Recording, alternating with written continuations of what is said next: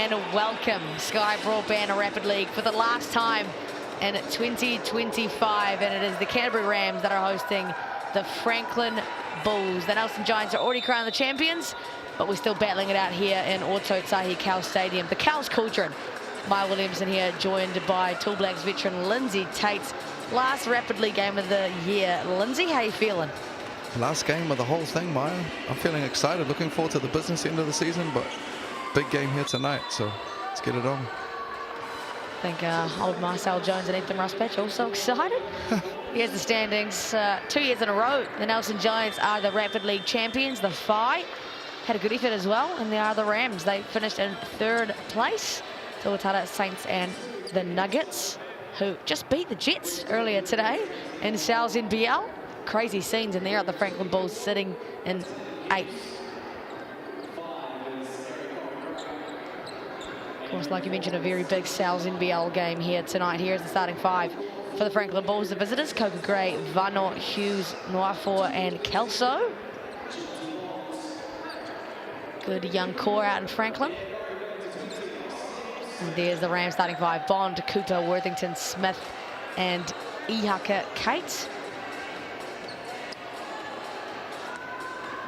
Missing young Tama Isaac tonight. Will be away still with the under-19s at the World Championships. Here's that Chemist Warehouse head-to-head, pretty even in the stat categories. Interesting to see how this one unfolds. And here we are underway. Last game of the Sky Broadband Rapid League in 2025. Let's see how we get on. An early 3 there from Peyton Hughes, but he's a shooter. He's a shooter, and that was a slightly contested one from deep to start us off, but he'll let that thing go. Bond decides to let one go himself, and that's off to the right. Brody Cooper, what an addition to the Sky Broadband Rapid League side for the Canterbury Rams. He's been being active on the boards early. He had their last game and he went off, came out of nowhere, a late addition, and he was their best player. And little jamming action there moving forward on the O boards to get Canterbury an extra possession here, start the game off. 29-year-old Sam Smith injected back in the lineup in the absence of Taylor Britt tonight. So that brings some serious experience to this Rapid League side. Great ball movement there for the Franklin Bulls. A couple of missed threes early on both sides. Yeah, real good look there from Harry Coker-Gray from the corner, and they'll play out of that wing on-ball action a lot with Casey Nafor and young Christian Vano at the point guard slot. It's been real effective for them this season in Rapid League. And speaking of, there he is.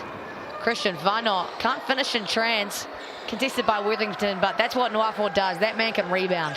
You can see Christian looking for the alley there. They played together at Rotorua Boys, but ends up being an O-board and put back for KC. Rotorua Boys, a largely successful basketball school here in Aotearoa. Is another steal for the Bulls, and a foul in transition on Peyton Hughes. A couple of early turnovers for the Rams. Yeah, uncharacteristics of the Rams, you know, especially at home, but a little bit lighter on their bench today, a few bodies out. Great push on the 2-on-1 by Peyton Hughes. We'll get a couple of free throws here. Of course, Mana Martin has been on one heck of a heater, set their Rapid League all-time score record with 30 a few weeks ago, and he is at the NBA Academy away. Tarfity, he's also away here with the under-16s. There's a couple of them, I believe. They've been touring Asia. Had a lot of success too, just knocked over Australia the other day in a little pre-Asian qualifying tournament action. Yeah, it's been great for those boys to get some reps up ahead of the Asia Cup later this year. They look to qualify for the World Cup in 2026. Oh, great reject by Ihaka.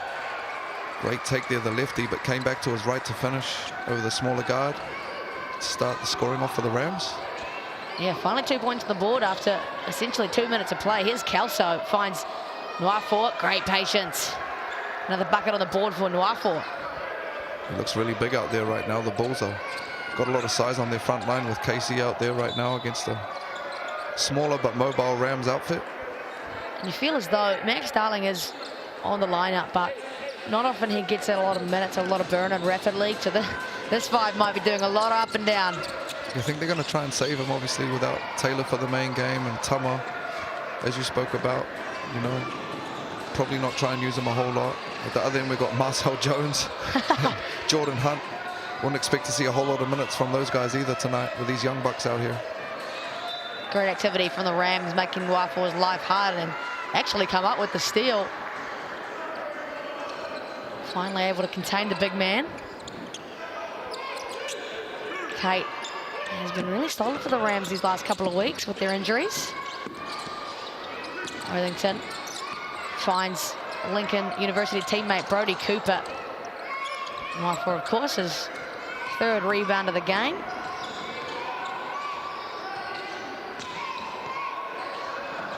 Great skip there by Kelso. Hughes all alone in the corner. He's never going to miss that.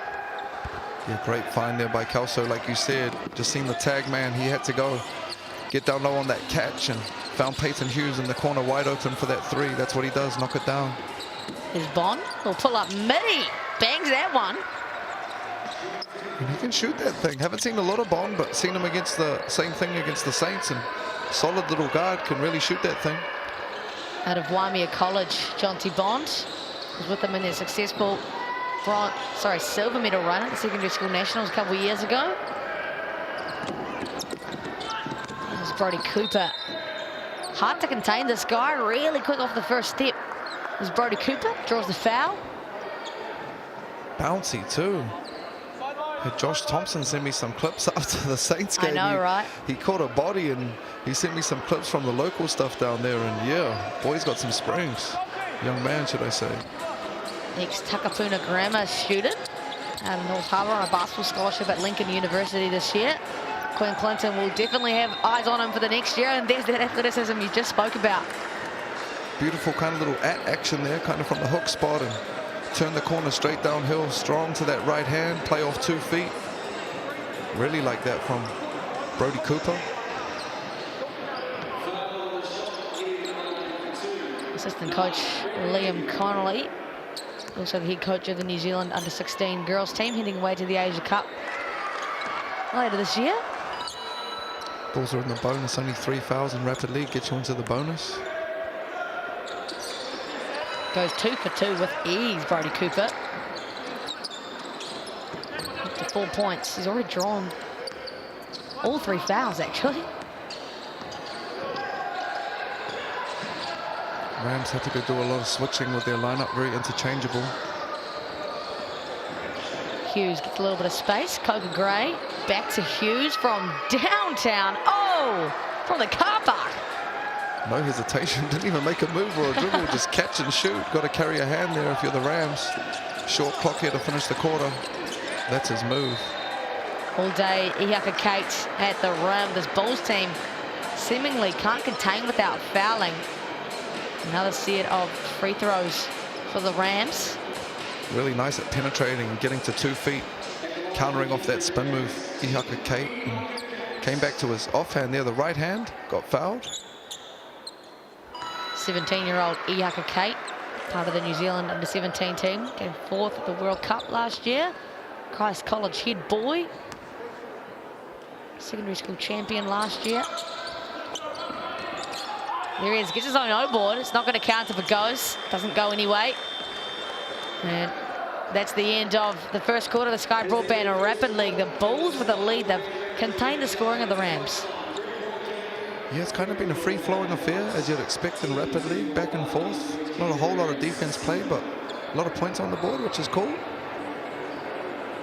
Brody Cooper being really good early, 4 early points for him. Same with Noir 4 for the Bulls, 4 points for him. And Peyton Hughes, the rest of the scoring was 6, 2 triples for him in the first quarter.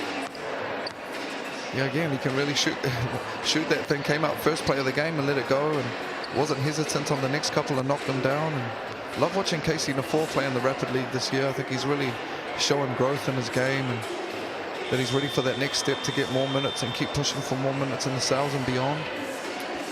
Here's your Sky Broadband Fibre starter from $50 a month for the first 12 months. You can head along to skybroadband.co.nz or call 09 525 5555. And you're exactly right about Casey Noir. I feel like his performance has got him some uplifted minutes, 10 minutes a game in the Sales NBL. Definitely well deserved for the young man. There's your large pepperoni pizza deal. An absolute classic to end the regular season. Scan that QR code or use the online code SalesBasket25. How do you feel about a little pepperoni pizza? Can't go wrong with some pepperoni. Got to get in there. Sal's been hooking it up ever since. But yeah, Casey 10, yeah, even in that, like, could probably push for more even in the big league. You know what I mean? In the Sal's for sure. With the quality of play that he's put up this season. Oh, great catch. Oh, Ihaka Kate tried to put them in a poster. Draws the foul anyway. It's a beautiful little play, like a slot cut that he just caught with real pace downhill, and that might have been one of the dunks of the year. He put that one down. You could just see all these South NBL boys on the bench start to get up, some smiles on their face, clapping for Ihaka Kate. It's a beautiful little play, subtle, kind of put the defense to sleep. Misses the free throw though. Ihaka Kate is now 1 for 3. Oh, make that 1 for 4. Mine's playing tricks on me there. Coca Gray out of Auckland. 9-4. Tries to get shifty with the dribble. Doesn't keep it alive, just runs off. Shrug it off, next play.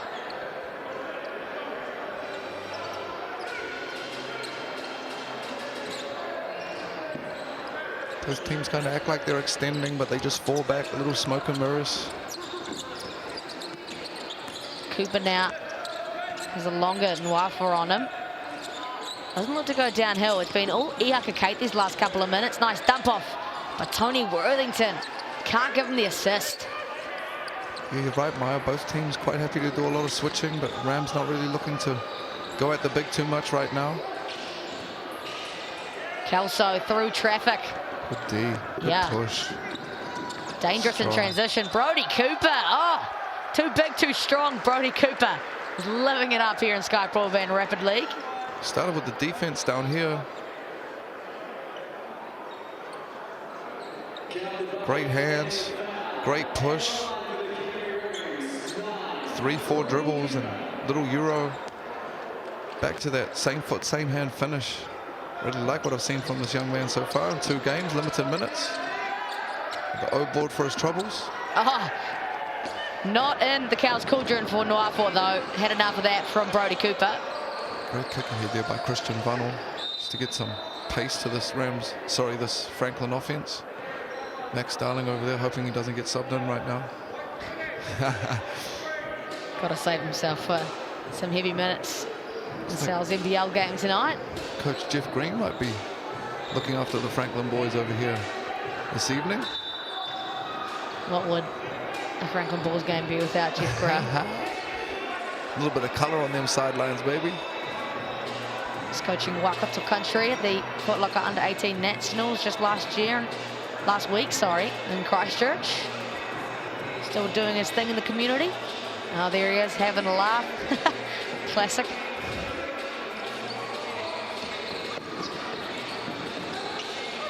Hughes, Vano. Great seal for Nwafo. But so much traffic thrown at him every time he catches the ball. It's going to be a jump ball, Bulls possession. Had that mismatch down low, and Franklin trying to get that thing in there to him. A little bit stretched on that entry pass there, so Rams were able to foul and bog them down. Yet to score this quarter are the Franklin Bulls. Tony Worthington doing a good job on Nwafo.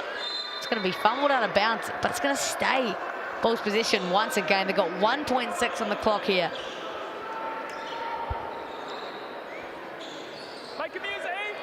Not a whole lot of wiggle room for the Bulls. What can they come up with? Not quite what they would have drawn up. Vanot passes that one out of bounds. A sloppy little turnover there for Franklin. Kind of dried up a little bit to start the second. Both teams just need to settle back in, catch a rhythm. 4th turnover for the boys in that lavender. Bond giving directions. A little zone action here from Franklin. Great patience. Ihaka Kate through hands, gets over to Brody Cooper. It's been his day today. Just bullies his way down low for his 8th point of the matchup. Had a couple bodies loaded up back there in that zone too, but just bullied right through them. Peyton Hughes with another good look from corner 3 there, generated by Franklin's offense. Vinyl gets the hard show, finds Kelso. Can't connect from deep. The Rams are off to the races. I'd love to see the Bulls get the ball inside. They got big KC down there and a lot of perimeter looks right now coming up short. Bulls have Nwaifa on Bond. Bond finds a lane and makes it count. Just used the speed there against the bigs. They've got Cowles and KC out high and turn the corner downhill for that right-hand layup. No points this quarter for the Franklin Bulls. Continues that way, but a foul on the Rams. Been very active in the passing lanes. A little bit too active that time. Beautiful little slot cut there from Peyton Hughes. And Christian Vano put that little bounce pass through. Nearly got picked off, but foul. Franklin ball from the base. Hughes is the Bulls' leading scorer, just under 7 points a game. Really impressive this year.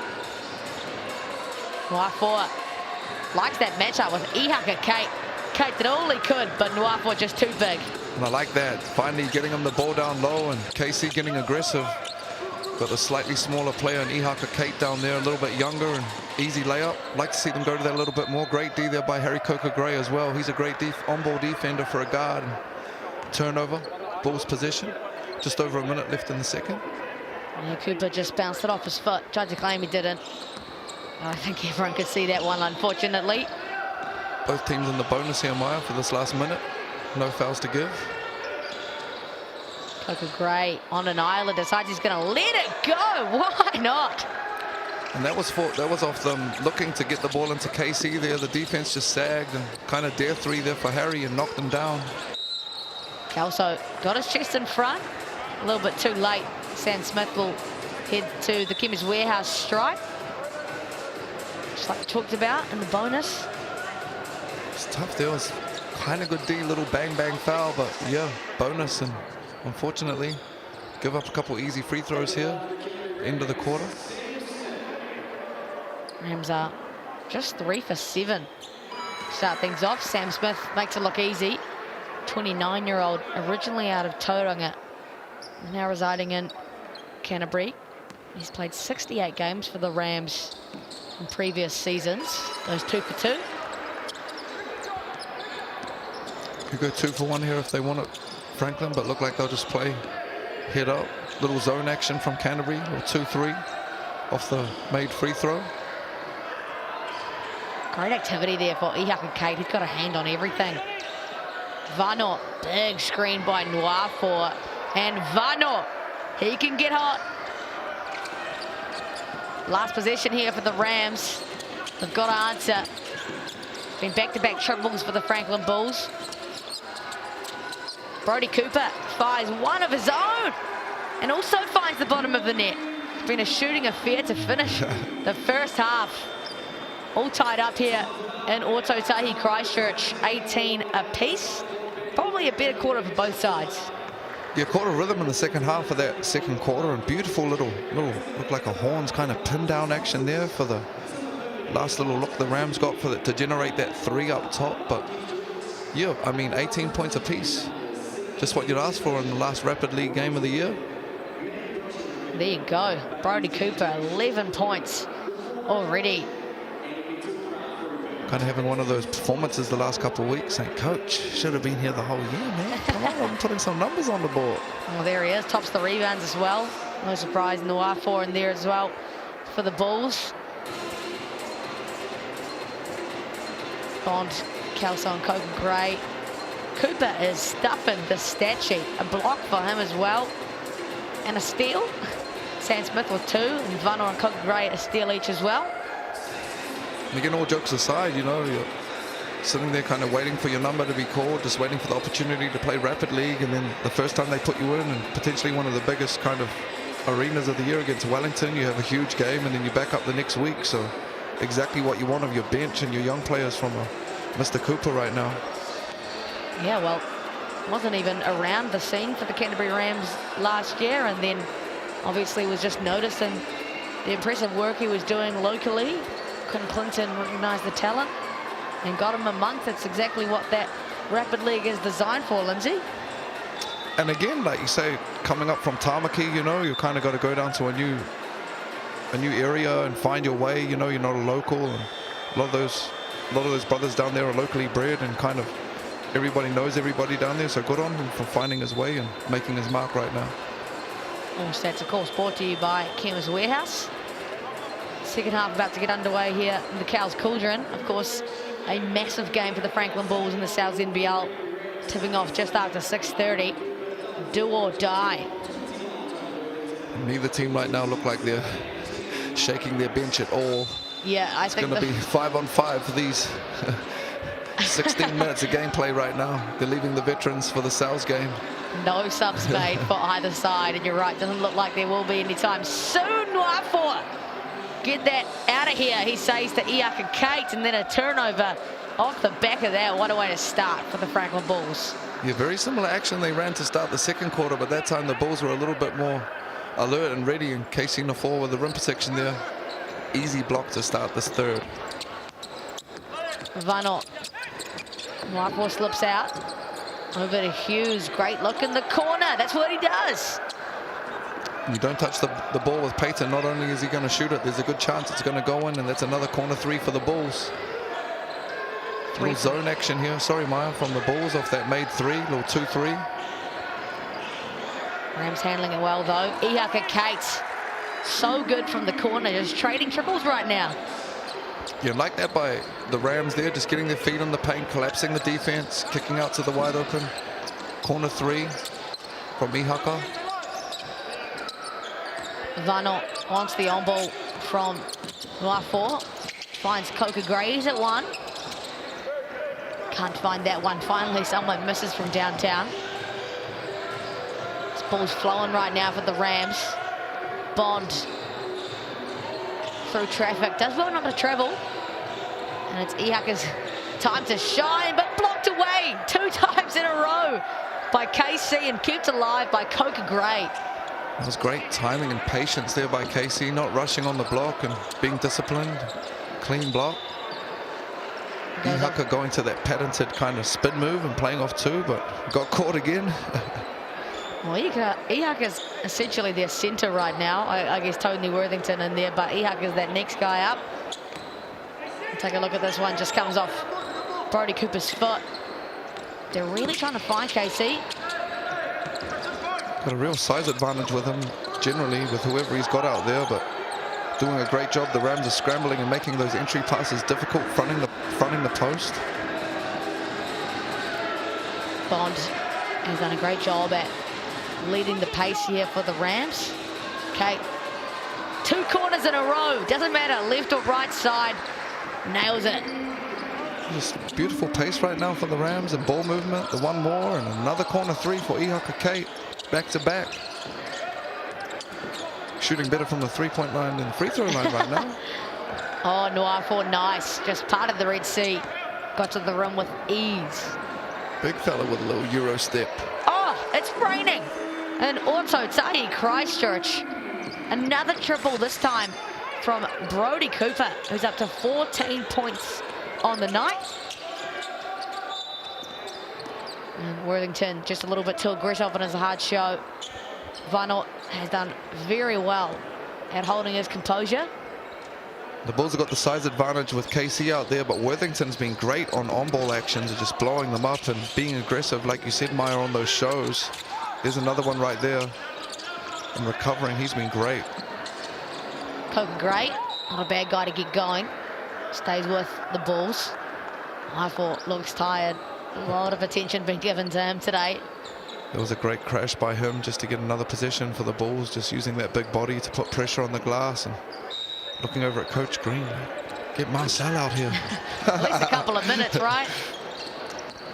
There he is again. Waifua doing it all. 10 points, 3 rebounds, and 3 blocks to start this one off. He must be tired, because that need to be a dunk, Maya. He kicks that thing down there. He's that big and athletic, bro. No more lays. Some of us wish for that athleticism, and oh my gosh, some of us wish for that shooting. Ihaka Kate loves the corner 3. And you caught it 2 positions earlier. That was his rotation, Maya. He was late on that corner rotation, and Ihaka Kate with the corner 3. Bulls can't answer with one of their own. Rams look to thrive in transition. They have a 5-point lead. Can Bond do it to him? Bulls take a deep breath here. You can see that's what they're playing with the Rams. They want to pull Casey out from around the ring, and they're happy to fire away from 3 with their perimeter shooters right now. Yeah, 4 from 7 from deep. Impressive numbers. And got to remember, Mana Martin has really led the charge in terms of scoring these last few weeks. These guys are starting to step up. Only 1 foul the whole quarter, so it's been a lot more free-flowing this third. Waifoa just rips past Worthington. There's that dunk. He went for it, Lindsay. He hurt you. Brody Cooper thought he might have gone for one of his own, but draws the foul instead. First of the quarter for the Franklin Bulls. Again, great signs from Brody Cooper. The rim protection from the guard on a big centre power forward at this end, and then runs the lane straight down and gets rewarded for his efforts with a couple free throws here to finish the quarter. Rattles at home on the other end does Brody Cooper, 20-year-old, of course, like we said, out of Tamaki Makaurau, part of the great Lincoln University program. Last possession of the quarter here for the Franklin Bulls. Large deficit of the game for them. Coca Gray can't finish it on a bang. And Canterbury Rams will walk off with their heads held high, 32-25. And a flurry of shooting in that quarter, Lindsay. Yeah, great quarter from the young Rams outfit there. Just came and lit up in this third quarter and got hot from the perimeter to bump this lead out to 7. The Bulls have had contributions from Waifoa, who's got 10 points, and Peyton Hughes, 3 from downtown, attributes to 9. Not much scoring going on outside of those guys. 12 minutes of play right now. Brody Cooper, 16 points, 5 rebounds. And his running mate Ihaka Kate, 10 points as well. 3 threes, I believe, in that quarter. It hasn't missed from deep either. It's a lot of points. 26 of their 32, so turning up right now for the Rams. Just got to give as well, Brody Cooper is 71% from the field, 6 rebounds like you said, and he's got 2 blocks and a steal. Just really, really doing it all, the youngster. No doubt Quinn Clinton has him on his depth chart for next year already. That's a deep depth chart. Can't hold them all. Nah, how many names on that thing, I wonder.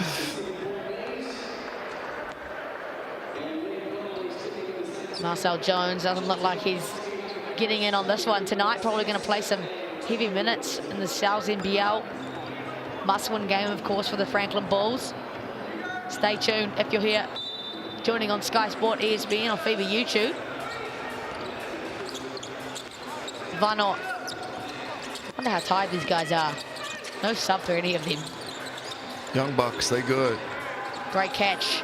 Waifoa, great hands and a nice finish. What a way to open the quarter for the Bulls. You need more of that. And in all honesty, for some of these, young athletes, this is the best way for them to build this motor, to play 16 minutes straight, close to just over a quarter. They're never going to get that in a NZNBL game right now this late in the season. Another chance here for the Rams. Worthington tries one. No doubt that was snatched out of mid-air by Waifoa. 4th rebound. Like this pace coming out from the Bulls. That's going to be Rams' possession. Just dribbled out of bounds from Vano. Hit a body. Wasn't quite expecting the contact, I don't think. Just got a little bit too deep, but doing exactly what they need to do, turning up the offensive pace a little bit down in this 4th. Bond doing a great job with point guard duties here tonight. Finds Kate. Now it's Brody Cooper. Oh, almost falls over. Gets his own O-board. Brody Cooper. How many times can we say the name? He just outworked them there. He looked hungrier. There was 2 lavender shirts, I guess, kind of going for that ball, but you could see he just wanted it more. Ended up on his back, but gets rewarded for his hustle. More physical, more aggressive. Rams position on the baseline, and there is that man, Brody Cooper, gets fouled again. Just cut right through the middle, did Brody Cooper. Yeah, that was just the intensity of the cut, the intent that he had on that. Caught them napping, and that'll be the 2nd foul already for the ball. So next foul and they're in the bonus for the remainder of the quarter. So big for them. Another O board for the Rams. Fourth O board for Brodie Cooper, putting in one heck of a shift. There he is. Has to be crafty with Noafo and his blocking presence. Oh, now that's a shooter's roll if I've ever seen one. It's beautiful. Got to the back foot pivot, and just playing off his right ear. Little baby hook over the bigger shot blocker. Beautiful finish. Noafo, talking about putting in a shift, he's putting one in as well. Coca Gray cleans up the miss. You're being nice though, Maya. He got to be stronger down there. He's too good to be getting bumped around down there like that. Brodie Cooper, can he do it to him? That'd just be unfair. Brodie Cooper, he's already got 18. Great rebound by Harry Coca Gray there, the guard. Great push. Vano had a bit of space, thought he might pull that. Coca Gray in the two-man action now. Does well to avoid a travel. Worthington whistled for a foul. And that's where Harry's at his best, kind of a crafty driver, playing through a little bit of contact and off those angles. Get a couple free throws here, cut into this 5-point lead for the Rams. Coca Gray out of Tamaki Makoto, joined the Bulls, I believe, after high school. Was the development player of the year last year. From what I've seen of this guy, a lot of steps forward in the last couple of years. Yeah, Harry's great defender, great facilitator. He's got a motor. Really good around the ring, continuing to grow his perimeter game. Bond, Brodie Cooper being the MVP today for me. There he is on the assist from Bond, doesn't count. And the ball's got to go quick. Still a game. No doubt, Brodie Cooper whistled for that one. Vinyl doing a very good job, taking a lot of contact at that point guard position. Both teams in the bonus for the last minute and a half here. Two-possession game. Coca Gray gets back to Vinyl.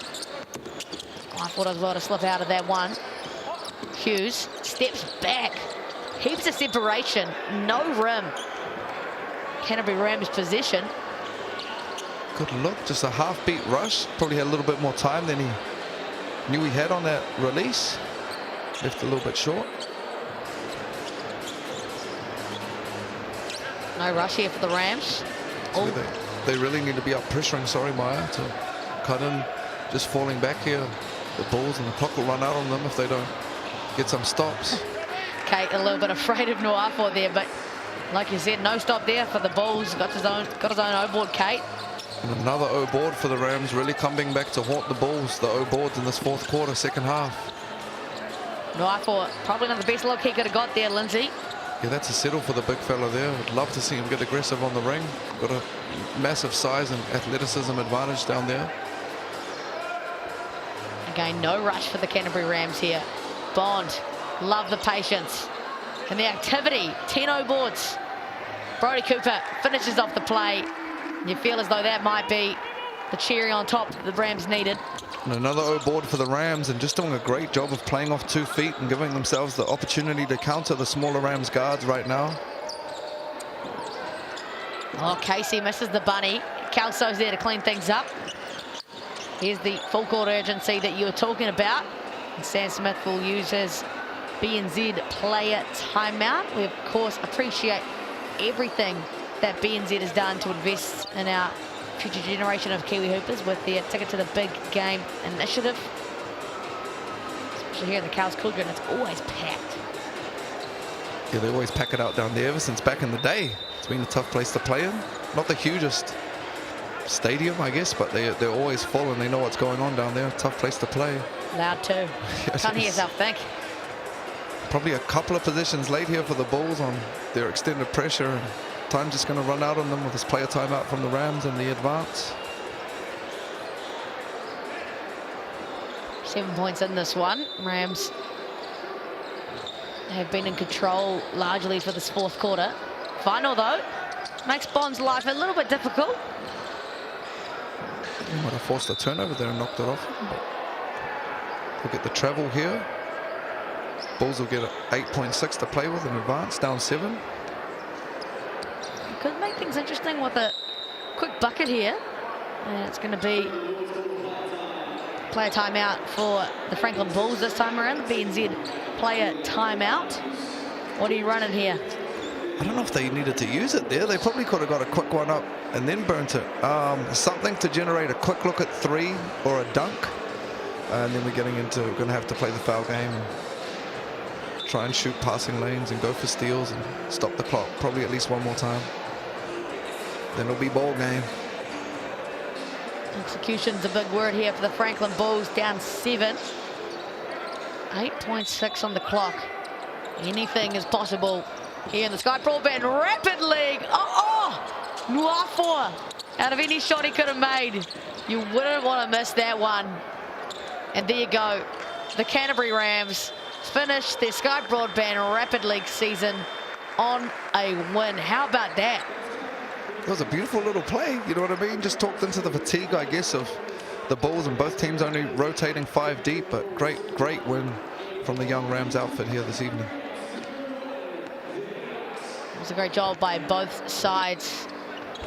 Just see there, Jordan Hunt didn't even get in the ball game at all.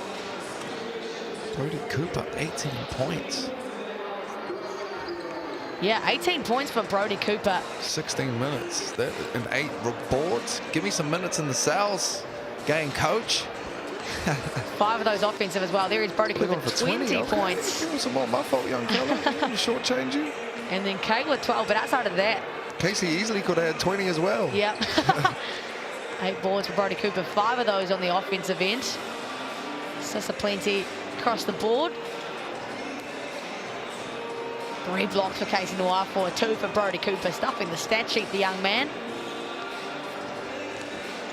There he is again. Steal for him, 2 for Sam Smith. Vinyl and Coke are great. Well, thank you so much for joining us here, not only today, but this season in the Sky Broadband Rapid League. We appreciate your support from wherever you are, but do not go anywhere. NZNBL is do or die for the Franklin Bulls later tonight here on Sky Sport, ESPN, or FIBA YouTube. Thank you for joining us, and we'll see you soon.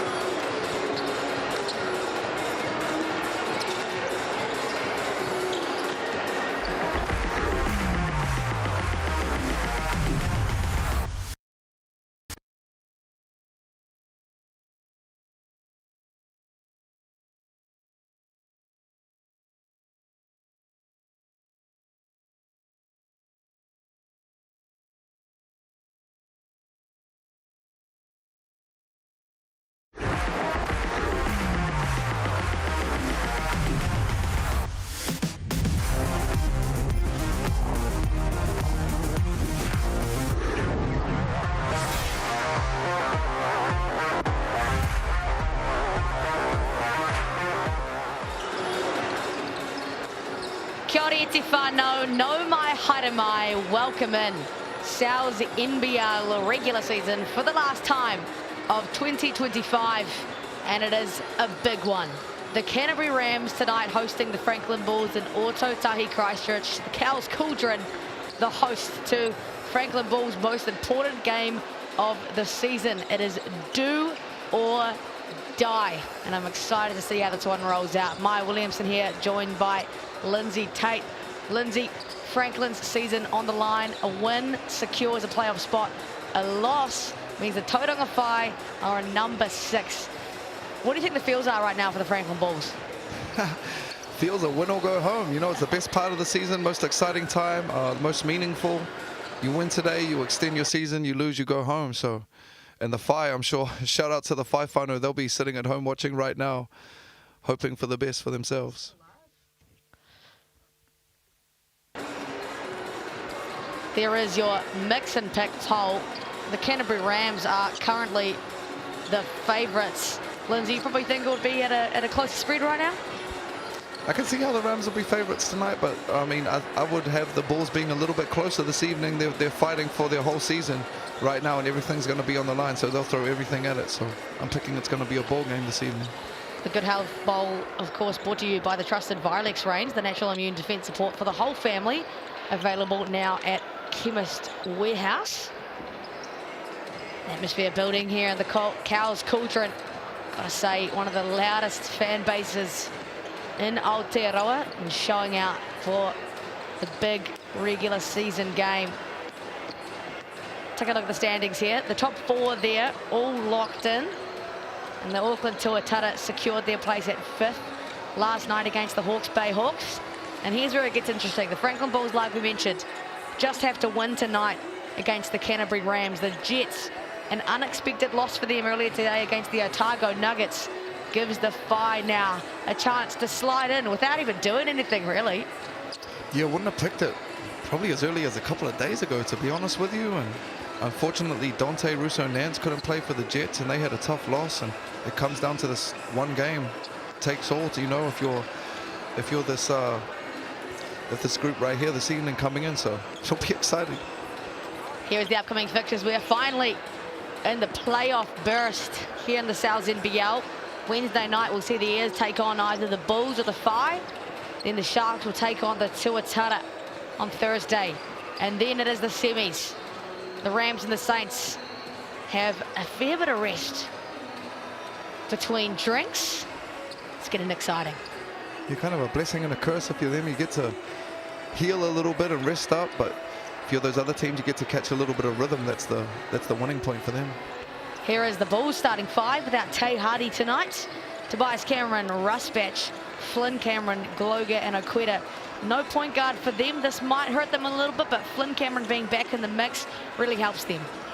You need a big game from Flynn this evening, and you know, thoughts and prayers out to Tay. Sebastian Gleim is here. You guys are still in the fight for the top 6. You've had a great season overall. Obviously, a big battle taking on a top 2 team in the Canterbury Rams. What do you guys see as the way of securing yourself a spot to head into finals weeks? I mean, we have to adjust a little bit. We lost Tehade, so we had to adjust the concept on offense, focus on our strengths, defending well. We know that's a pretty good team we play here. Boxing out will be crucial. So, yeah, and finding our rhythm on offense and defense. What are those adjustments without a player who's been an MVP caliber the whole season, someone of the likes of Tay Hardy? Yeah, I mean, it's an opportunity for players to step up. It's an emotional opportunity to leave everything out for him. It's an incredible character, and we have to step on the court for him as well. Sebastian, thank you. Good luck. Thank you. Someone else going to have to step up for the Canterbury Rams also tonight. Taylor Britt pulled from the lineup not long before we tipped off on this one, so he'll miss his 4th game in a row. Kai Isaac, McDonald, Smith-Milner, Bowen and Brown, the starting 5 instead. And Lindsay, this team hasn't looked as good without Taylor Britt. You've been a little bit banged up the last couple of weeks, but as you can see from the starting lineup, you know, they're still super deep, and they've got Max Darling to bring in off the bench, so they'll be fine this evening, the Rams. Head coached, of course, by Quinn Clinton. We caught up with him earlier. Canterbury Rams head coach Quinn Clinton, you guys have had a fantastic season overall. Obviously a few losses the last few weeks, but finals coming up soon. You're a top 2 finisher. So how do you balance obviously building momentum into that finals week versus resting key players? Yeah, the focus is on us. Like, we're still trying to get our processes right and keep building. I think we still got time to get better, and can we put a good performance out for 40 minutes on both ends, execute well, and then guard accordingly. You guys have shown awesome depth all season long, and that's thanks to some really key younger players. So what are you hoping to see from them? A big step up, obviously, to help those veterans rest a bit more before the finals kick off. Yeah, we've got some new guys in there, some new faces today, so looking forward to that. Opportunity is everything in the sport, so looking forward to those guys getting out there and just competing hard. Interesting to hear from Quinn Clinton and his perspective after losing 3 in a row. Take a look at the Chemist Warehouse head-to-head, and I think the biggest difference there is probably the points scored per game, Lindsay. Almost a 10-point difference between the two. Yeah, there is a big difference there, and again, both teams are slightly, lighter than they normally would be. Tama Isaac missing, CJ Penha missing for the Rams, and 3 L's on the board. You wouldn't have seen that for a long time, so big game for the Rams, trying to find their rhythm before this home semi coming up, and obviously if you're Franklin, it's one and done tonight, so everything's going to be left out there.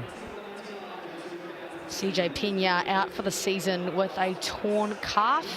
Taylor Britt, concussion, and Tom Isaac, of course, at the World Cup. Here are your barter card match officials: Callum Welch, Brad Clive, and Corey Hogg. Exciting scenes tonight. It is a good sign for the NZNBL that the regular season comes down to the result of 1 game. Certainly in a privileged position, and you'd think the Bulls feel pretty good about themselves given 3 players out for the Rams.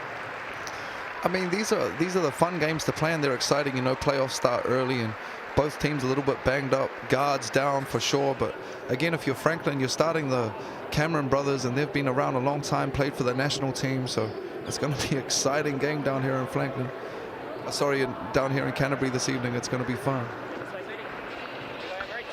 There is our adorable little ball girl delivering the ball out to tip things off here for the Canterbury Rams and the Franklin Bulls. And also Tahi Christchurch. It's been one heck of a season for the Rams, but 3 losses in a row, like we said, slid them down to 2nd place. The Cowles Cauldron staying loyal. Sean McDonald going to take a big step up here tonight, and likely Kai Isaac at that point guard position. Not quite the pace and the leadership of Taylor Britt, but Kai's done a good job at that point guard position nonetheless, Lindsay. Yeah, for sure. And again, that's another national team player that's sliding in there with an ANBL caliber backcourt player, so they're going to be totally fine this evening. Although that's not to talk about, Taylor, he's been massive, not only for the league and the Tall Blacks, but for the Rams, but they'll be fine, and hopefully he'll be back for these semis. I'd love some momentum heading into the semi-final verse. The Canterbury Rams would.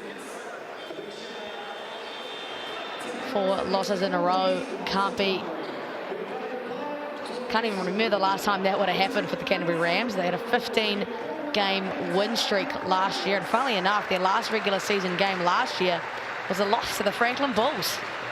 You were talking about that off air, and we're finishing in the same fashion this year, so very meaningful game as well. Bulls will look to repeat. Rams look to rewrite history. Here we go. Season on the line for the Franklin Bulls. 40 minutes of great basketball here to find. No, don't go anywhere. And it's going to start with a possession for the Franklin Bulls, the visitors. Walter Brown with the key matchup on Flynn Cameron early. They decide to switch.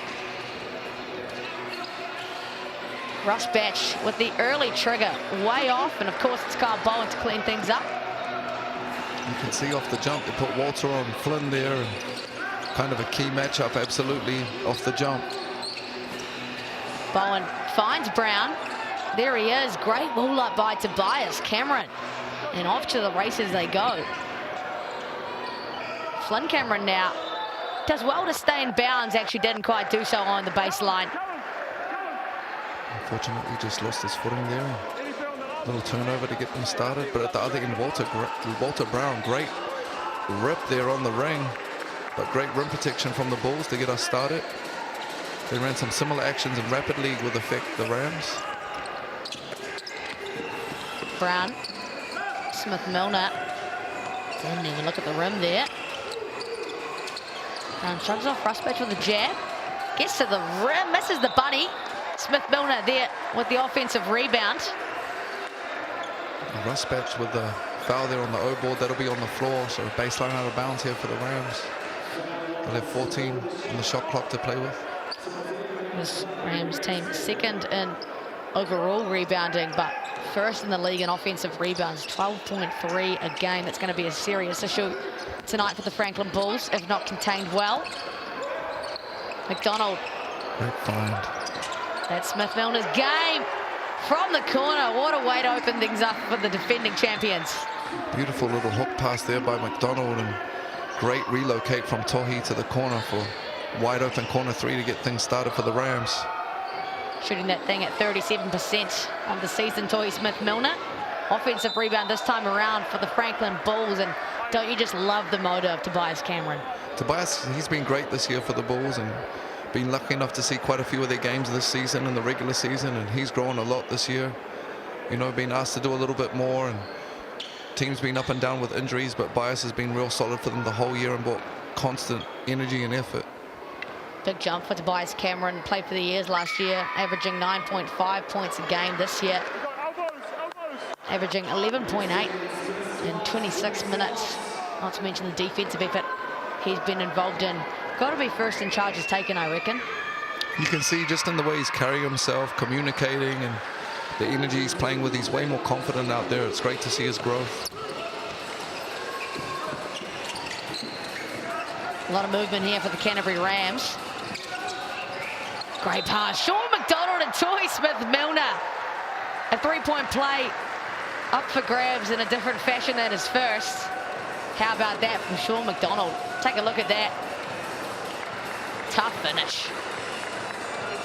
And that catch man was just a half beat late there, and McDonald with another beautiful find to Tohi, this time in the smile for the and one.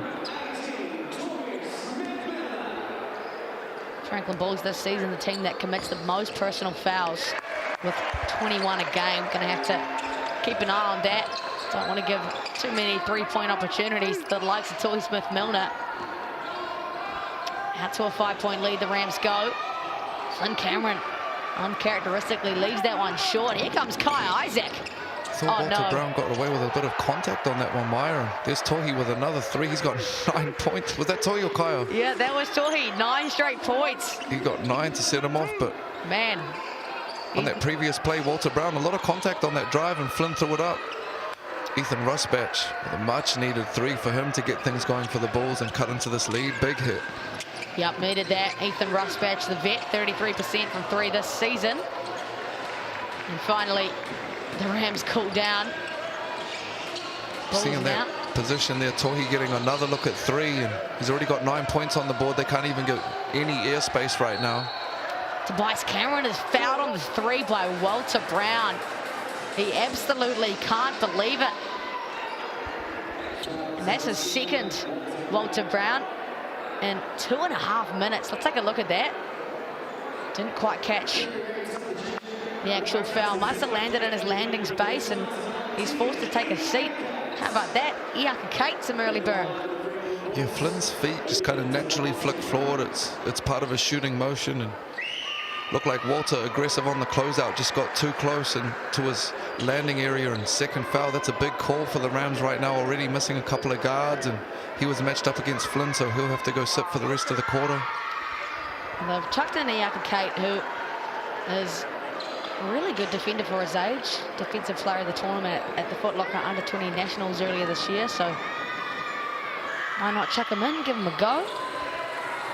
You're the young year 13, getting some early meaningful minutes here in the first quarter. Isaac, point guard duties in the absence of Taylor Britt, out with that concussion still lingering. It is the belief, though, that he's back for playoffs. Smith-Milner, bully ball, and an O board for Kyle Bowen. Rams, they can't capitalise on the second chance opportunity. Doing a great job of jamming on those O boards, the Rams. Seen a lot of that also in the Rapid League, just unable to get the putback on the O boards and the extra hands on basketball. Well, second chances galore on both ends, and it's Tobias Cameron. He's come out with a real urgency, Lindsay. He just looks like he's the hungriest on the court. He's got the most energy, he's aggressive, beating them to the basketball right now. 6 early points for the 26-year-old. Here's Kai Isaac to his favourite left hand. Little Gortat screen there by Kyle Bowen. Back out in front go the Rams. Beautiful little snake there by Kaya, just getting back to his favourite left-hand side of the court for that finish. Flynn has been unsuccessful with his 2 finishes early. Till Gloger doesn't miss many of those, Till Gloger. And there's Oqueta caught up with Kai Isaac in the backcourt. He doesn't. Gloger's normally really solid from those little push shots, and maybe missed his opposite big there, Oqueta, on that cut, his opposite big on the ring. Yeah, this season Gloger is 59% from the field on essentially 10 attempts a game. Really good numbers. McDonald is going to be honorary point guard here. Max Darling in the mix. Slips out of that screen. Kyle Bowen clears the way for Max Darling, and easy 2 at the rim. And Max Darling and Jordan Hunt getting some early burn here. And Max just taking advantage of those early minutes. Straight line drive for the easy lay. Yaka Kate got the task on Flynn Cameron. Burns him, finds Rusbatch. Step back in his bag. No good. Jordan Hunt, clear rebound for him. Flynn Cameron has a look at it and buries it from the top. I thought he had the one more there, but opted for the semi-contested 3 and cut this lead to 1. Big hit by Flynn. Kate finds Bowen. Gets it back to Kai Isaac.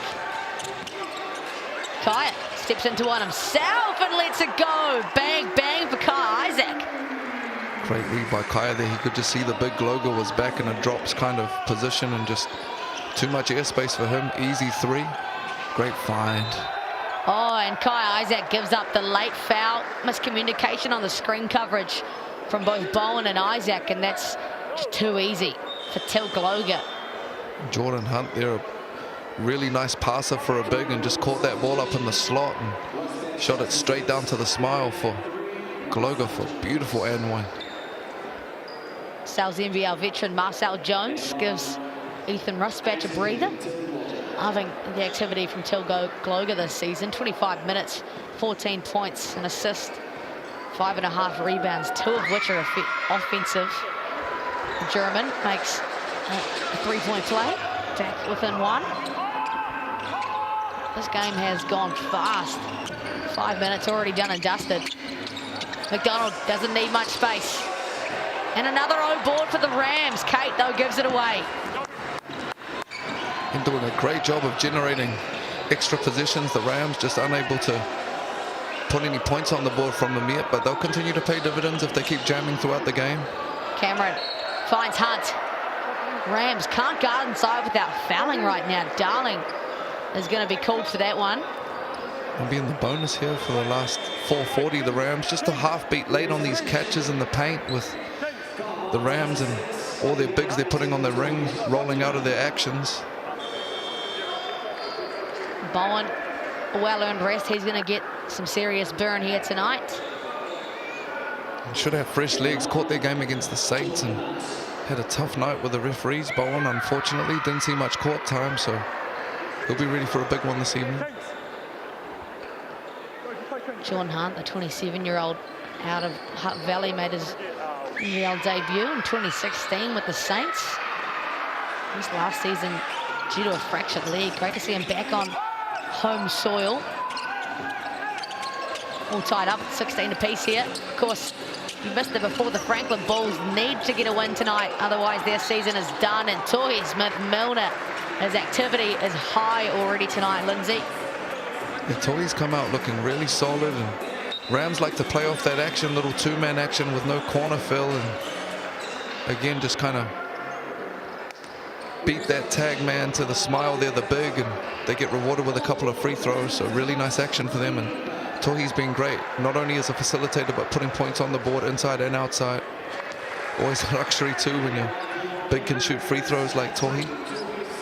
Yeah, very unique player, Tohi Smith-Milner. Makes himself very hard to guard. 29-year-old having a very good season with the Canterbury Rams.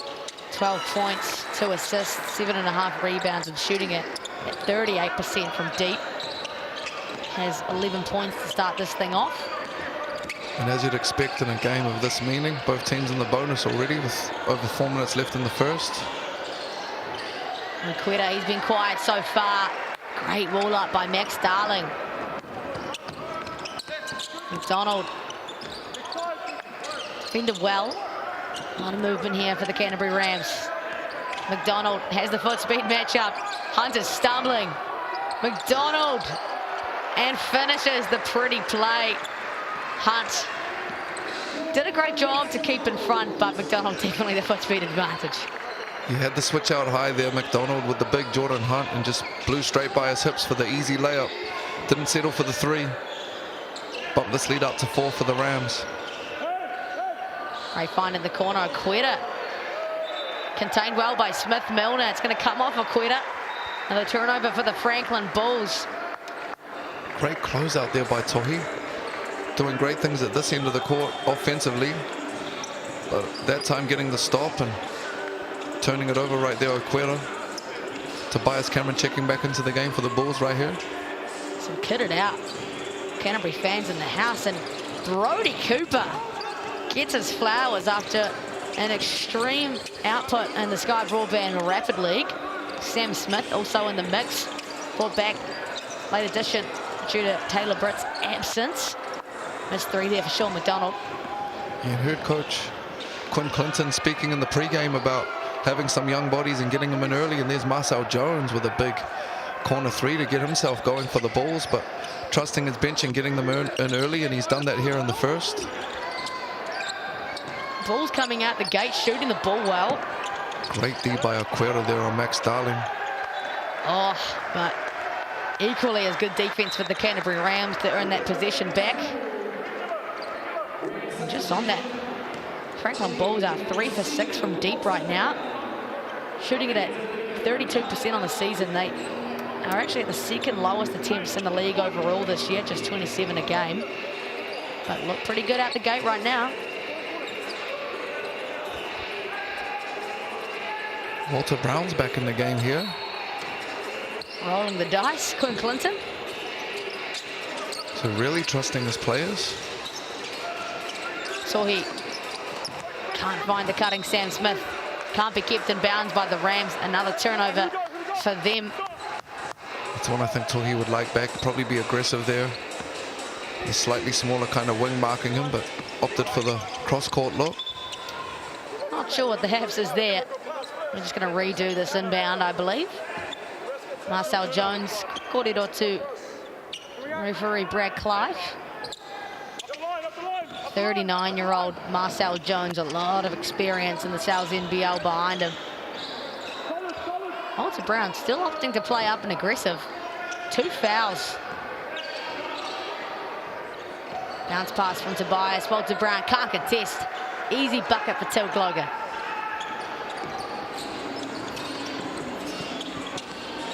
Here is Walter Brown.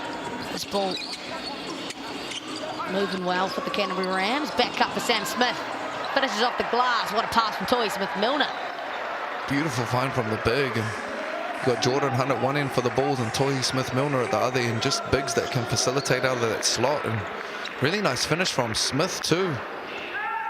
Little reverse, had the big Marcel Jones on his back. Just a little English off the glass.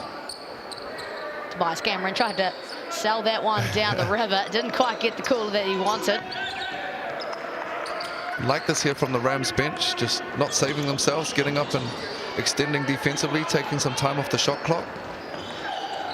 Aggressive coverage early from Tohi Smith-Milner. Takes ownership on that one and will send Tobias Cameron to the Chemist Warehouse stripe. I've actually been previous to that really impressed by the way Tohi's been getting out and moving his feet and showing and recovering, but got caught late there. Great play by Tobias, turning the corner and catching his knee hip, and Bowen will give Tohi a quick blow here to end this first quarter. Just Tohi's first, and Quinn Clinton really happy early here, Lindsay, to rotate through a lot of bodies. He's going deep, and again, they're at home, last game of the regular season. They're coming off 3 losses and down a few players, obviously Tama, Taylor out, and CJ as well, but got to start building some depth, and trusting these young fellas. So great to see him get them in early here at home on the first quarter. Tobias Cameron is now 6 for 7 from the Chemist Warehouse stripe already. Leads the Franklin Bulls in scoring with 8, and Walter Brown, way too easy for him, and the Rams go back out in front.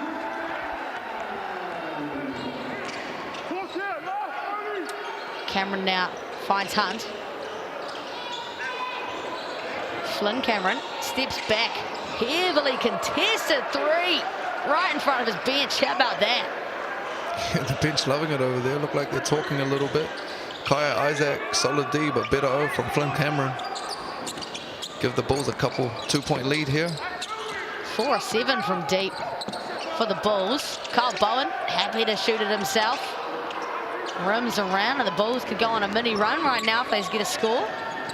And right now with their coverage and Glogo back, that's the look that they're going to get, the Rams. Bowen with that lineup 3. Rams now looking to push. Brown up ahead. Brody Cooper, athletic at the rim. Brody Cooper. South NZNBL making some impact in the first quarter. Great finish, man. When he gets down to that smile and plays off 2 feet, he's tough to stop at the ring. Easy layup for Brody Cooper. Oh, and there he is again. Look out below. Oh, but blocked by Tobias Cameron. Big time defensive play.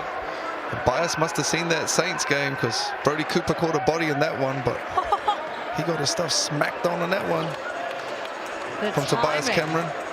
Oh. Love that, though, from the young fella, challenging him at the ring, not being passive, being aggressive. And got great subbed. Minutes. Yeah, love the confidence there by Brody Cooper, but the timing of the block by Tobias Cameron, just perfect. Look like they have 9 seconds to play with here on the baseline out of bounds, the Rams. 31 on the game clock. Colin Welch just double checking with our score bench. It's going to go 14. Plenty of wiggle room here for the Canterbury Rams. A couple of possessions left inside this first quarter. Been everything we could have hoped and dreamed for. Here's McDonald. Gets Gloger in a switch. Looking a little bit indecisive about what he might do there. Ends up with the miss. Yeah, and that's what that drops will do. You know, it's kind of forcing you into those floaters runners if you're not playing with the pick and pop big. So great little stop there from the Bulls. They'll get the last position here to finish out. Flynn Cameron. Wants the ISO on Walter. Gets the switch onto Bowen. A really good defensive big. Contests that heavily. And we're all gridlocked at the end of the first quarter. The do-or-die final regular season game here in Ōtautahi is 26 apiece. Don't go anywhere. We'll be back very shortly.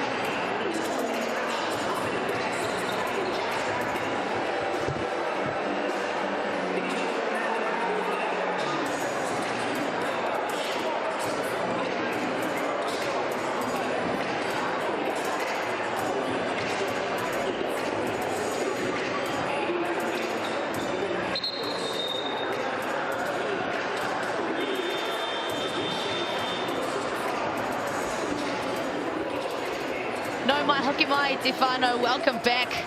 Sal's NBL action here on Sky Sport, FIBA, YouTube or ESPN, wherever you're tuning in from across the globe. And this one, certainly not disappointing.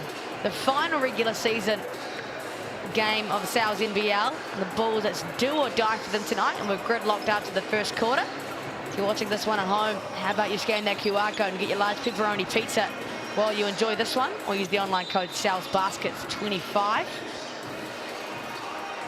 Lindsay, great quarter from both sides. Yeah, high scoring affair. Both teams shooting it well from the perimeter. Walter Brown with a couple of fouls early to keep an eye on for the Rams. McDonald has been cold here early. Unsuccessful on 3 attempts so far. Brown does well to keep that possession. Bowen challenged at the rim. Won't make it count. Rusbatch thought he might have kept that one in bounds, but unfortunately his heel's just on the line. Great hustle by Rusbatch, just walling up and staying with the play there. Unfortunately, he's stepping out of bounds, but great stick-to-itiveness. Ethan Rusbatch playing in his hometown, of course. Kai Isaac lets it go from deep. No contest on the O-boards. Again, Walter Brown has to be very careful right now. 2 fouls for him. Still very aggressive. Yep. Watching him up close, but that's how he plays. And Coach Quinn Clinton trusting his players right now with his rotations. Tobias Cameron cuts up top. Kai Isaac snatches that out of mid-air. Great push. Walter Brown loves a transition 3. Kyle Bowen trying to make that one harder. Quitter does a good job. Here's Flynn Cameron.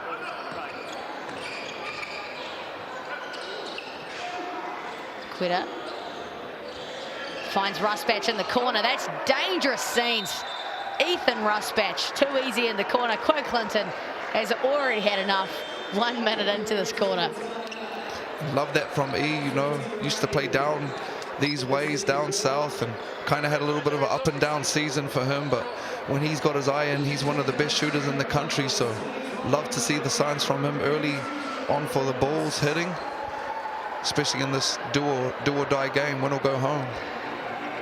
Yeah, Rusbatch made his debut in 2012. He was with the Rams from 2014 to 17, originally out of Canterbury, and now he's 2 of 4 from deep. That puts the Bulls up to 5 from 9 from downtown. Not prolific for their 3-point shooting, but that edge of their game might really help them tonight, Lindsay. Yeah, absolutely. Again, you've got a season's worth of stats that are saying they're, you know, the type of team that you want to let them shoot that thing from the perimeter, but this is the beauty of being at this end of the season. It only takes 1 game, and that's why we play the games. And they've got some guys that can shoot that thing. Bias can shoot it. Flynn can shoot it if he gets hot. Ethan can for sure shoot it when he gets his eye in. So great signs for the Bulls early on. If you want to get among some of the team merch, these sweet white uniforms for the Bulls, you can scan that QR code or head to the team merch online at Sterling Sports now. Even found these pinstripes for the Canterbury Rams. And just a reminder, Whānau, the Bulls lose tonight. The Phi are in its next 6th place. They sneak in there after a Jets loss to the Nuggets this afternoon. Nothing goes either way for the Rams. They are gridlocked at 2nd. Brown finds Isaac, who has been their main point guard in the absence of TB. Darling. Walter Brown, got to be one of the best cutters in the league, but turns it over. Who else other than Tobias Cameron skips it over to Aquita. Aquita wants a corner 3. Gloger getting tossed around. You had the mismatch down low there, and Aquita missed him, opted for the corner 3. Oh, great find from Darling. Smith in the corner. Aquita rebounding this ball extremely well. Smith getting some big minutes here early on for the Rams. Max Darling giving Tohi a break to start the 2nd. Oh, Ethan Rusbatch. That is vintage Ethan Rusbatch, I should say. 3 of 5 from deep now. Yeah, and again, seen a couple games earlier where he was struggling a little bit from 3, and just watching the way the basketball's coming out of his hands right now, you can tell he's shooting with a lot of confidence. He looks good tonight. He's on a heater. Isaac skips it over to Brown. Brown can't answer in the face of Ethan Rusbatch. But it's a foul on the rebound for Kyle Bowen. Sorry, against Kyle Bowen. No, I'm pretty sure Bowen got fouled. He is a menace on the glass. And again, with that kind of jamming action that the Rams have coming forward when shot goes up by them, he's constantly putting pressure on the glass. Yeah, 8 rebounds this season for Kyle Bowen. 3.5 offensive. That's 4th in the league. Sean McDonald here.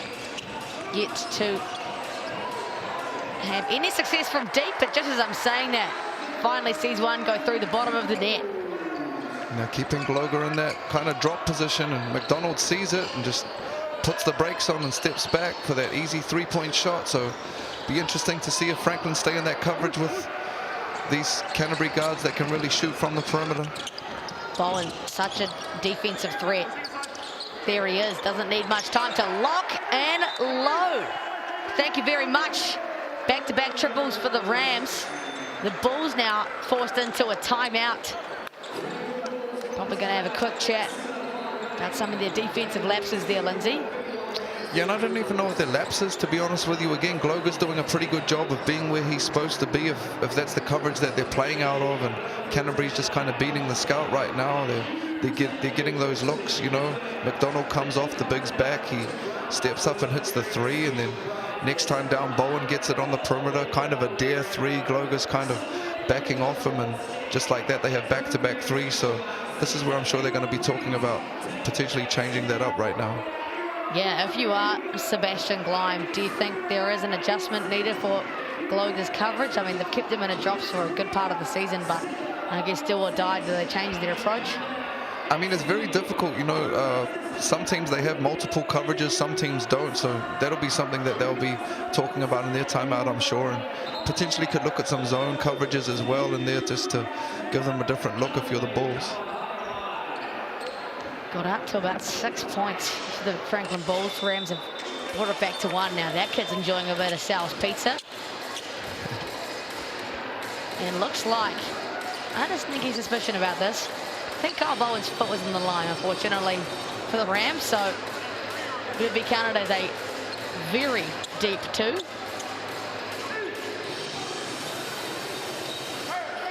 Bulls still on to that 2-point lead. Been great to have Flynn Cameron back at the point guard spot. Of course, Tay Hardy out with an Achilles injury. All love to Tay Hardy and best of luck with his recovery. Cameron hounded by Kai Isaac in the backcourt. Skips it over to his brother. Great running catch there from Tobias. Completes the play. Very nice. Kaya finds Kyle. McDonald now, great. Kyle Bowen, can't complete the absolute dime from his teammate. You need those, Lindsay. Oh, when they run that action on that second side and there's no corner fill and it's just a guard in the big, they pretty much get a dunk or a foul every time, the Rams. Kai Isaac doesn't need much time himself. Another triple for the Canterbury Rams. Again, back to 1. Just found their pace right now and their rhythm, and give me sloppy that. turnover here for the Bulls. Kai Isaac puts them in front with back-to-back buckets. And this is where you don't want to let this crowd get into it right now if you're the Bulls. Just want to take the air out of the basketball and get a good position. Oh, they do just that. Glover cleans up the mess on his own board. They go back out in front, seemingly unfazed by the small run for the Canterbury Rams. The game's opened up a little bit here, almost halfway through the quarter, and there's only been 1 foul, and there's another little easy push shot for Bowen just outside the paint to put the Rams up 1. Now the Australians seemingly quite familiar in that 2-man game now, McDonald and Bowen. Cameron getting a lot of grief. Says thank you on that foul call. He's been getting a lot of contact so far today. Yeah, just a big, physical, aggressive guard, and imposing his will downhill there, just getting aggressive here halfway through the second. Time to turn it up a little bit for Flynn and get aggressive. Well, he sat really early on with a calf injury. He's been out for a majority of this one, but come back in with some impact. 28 minutes, 17 points, 3 assists, 7 rebounds. Shooting it at a 55% clip from the field. And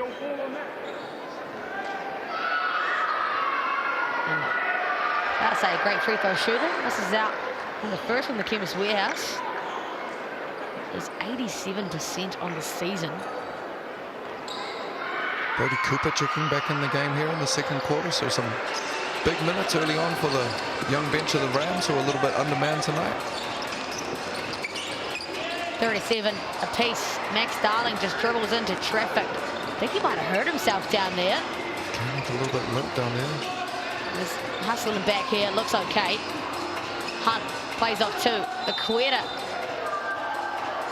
Weird little floater thing. Max Darling fouled him on the attempt. So here Max Darling kind of hunched over. Hopefully he's all good. Looks like he took a little bit of a knock on that drive. Already a little bit banged up the Rams. Missing CJ Pena for the rest of the season, I believe, with a calf. Yep, torn calf for CJ Pena. Very unfortunate timing.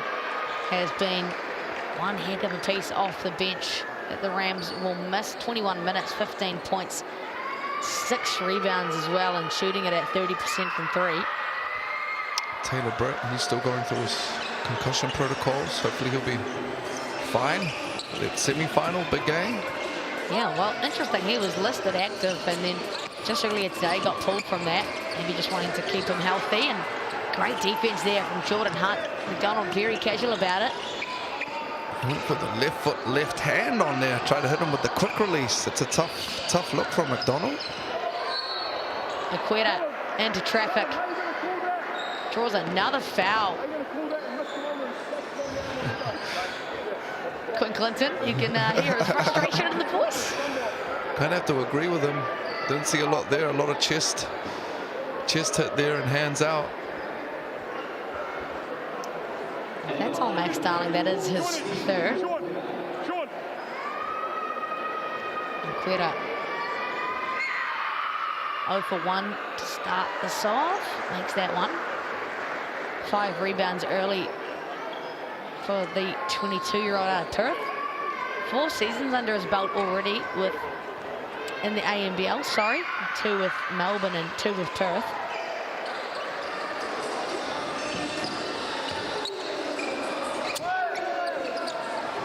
Rams now trail by 3. Plenty of lead changes early in this one. Lot of space there for Sean McDonald. Doesn't make it count though.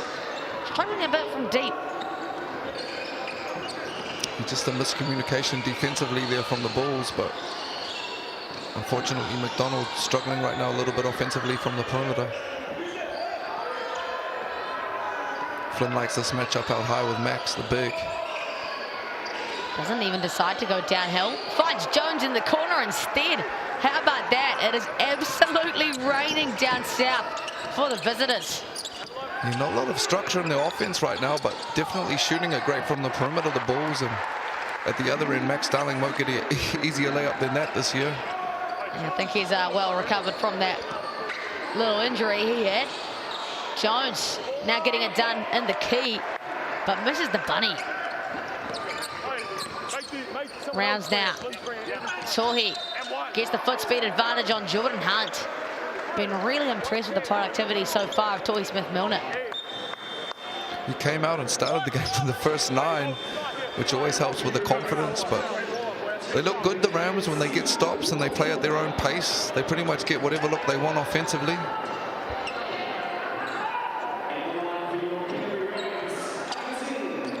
Walter Brown back in this one. Sporting 2 fouls and has done a good job to avoid picking up a third.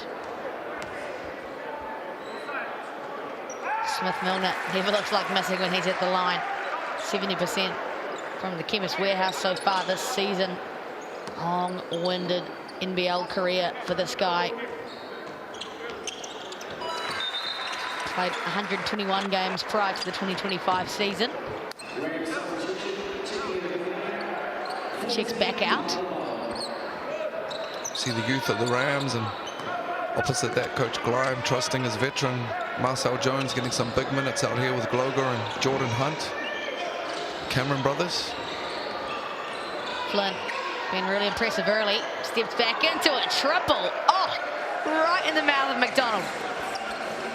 That's another 3 from the Bulls, and again, if you were to read the stats, it was to say that you'd give that shot up to them from the perimeter, but they're lights out right now in this first half, and Flynn Cameron, another 3 for him. Marcel Jones has already had a couple himself. Cole Bowen so active on the boards. Brown, though, misses the easy 2 right in front of the rim. There's another one. They've got so many extra possessions or hands on the basketball that they just haven't been able to turn into points at this end, the Rams. Yeah, that's 7 O-boards now for the Rams. Looks like it's going to be an offensive foul, I believe, on Marcel Jones. Not sure he quite agrees with that call. Yeah, those are tough ones, Maya. You know, 5 points, less than 3 minutes left. Kind of a nothing. There wasn't a lot there. I'm not going to lie to you. You could almost call that on any position. I think those are the ones you struggle with when you're on the road sometimes. A little bit of home cooking, you feel like, but referee obviously thought they saw what they saw. Darling just bodies Till Cloger, and probably the correct call there from Callum Welch. That'll be his 3rd, Max's. Yep. They've been really effective with that little action. It's like a little middle screen, almost like an at action there. Just like a big to big. They drop it off to the opposite big and have him playing downhill. Gloger did a great job of keeping his face in front. Hopefully he's all good. Yeah, took that like an absolute champ. Yeah. Bit of a grimace there, no doubt. Continues on. Franklin have done great. Be up 5 here. Shooting lights out. Absolutely. On the road. Missing Tay Hardy, their star guard. Well, that's been their struggle all season long, is their ability to actually just score the ball, right? 88 points a game, one of the league's lowest, but that has not been an issue for them today. Can't continue with an Ethan Ruspatch 3, but you're happy if you're the Bulls that you're getting that look. Great find by Flynn Cameron to, again, one of your better shooters for a corner 3. And still playing in that drops there if you're the Bulls, and happy to have McDonald take that contested 3. Yeah, not having quite the McDonald night so far from deep. Had a lot of space on that one. And you are playing with fire, though, to be honest with you. He is a really good shooter, you know, and if you keep dropping back off him and allowing him to get his eye in, it could be problems in the second half. Finds Bowen. Gets it over to McDonald. They love that empty on ball, and successful that time for Bowen. I've seen them run that a lot this year, the Rams, and I'm sure that teams must scout it, surely. Right? It's like you've got to get that tag man and the smile across way earlier and start looking at giving up some of those cross-court skips opposite. Otherwise, you're just giving up dunks and ones at the ring, and Rams have been getting stuff out of that the whole year. That was whistled on Cole Bowen there. Took it in his chest on Tobias Cameron. He was not a fan of that one, but nevertheless, Tobias Cameron, who is already 6 for 7 from the Chemist Warehouse, has another trip. Kind of speaks to his aggressiveness. He's been super aggressive and playing with a lot of energy. Just looks like he's more hungry than everyone else out there right now. Got to the line how many times, you say, Maya? Yeah, 6 for 7 before this trip. Makes the second on that one. The free throws number 8 and 9. 10 points for Tobias Cameron. 9 free throws. You've been aggressive. Yep, heck yeah. And you got to go along with 2 rebounds, 3 assists, a steal, and 2 blocks. He is all over it in every sense of the word. And then Walter Brown just misses the bunny. Bowen, though, the long limbs, another possession. It looked like exactly the same action they ran for Darling, and Max Brown got. You're not going to get a better look from that if you're Coach Quinn Clinton. He can't draw up a better look. They just got to finish. You could hear him put him for the timeout on the make here if you're the Rams.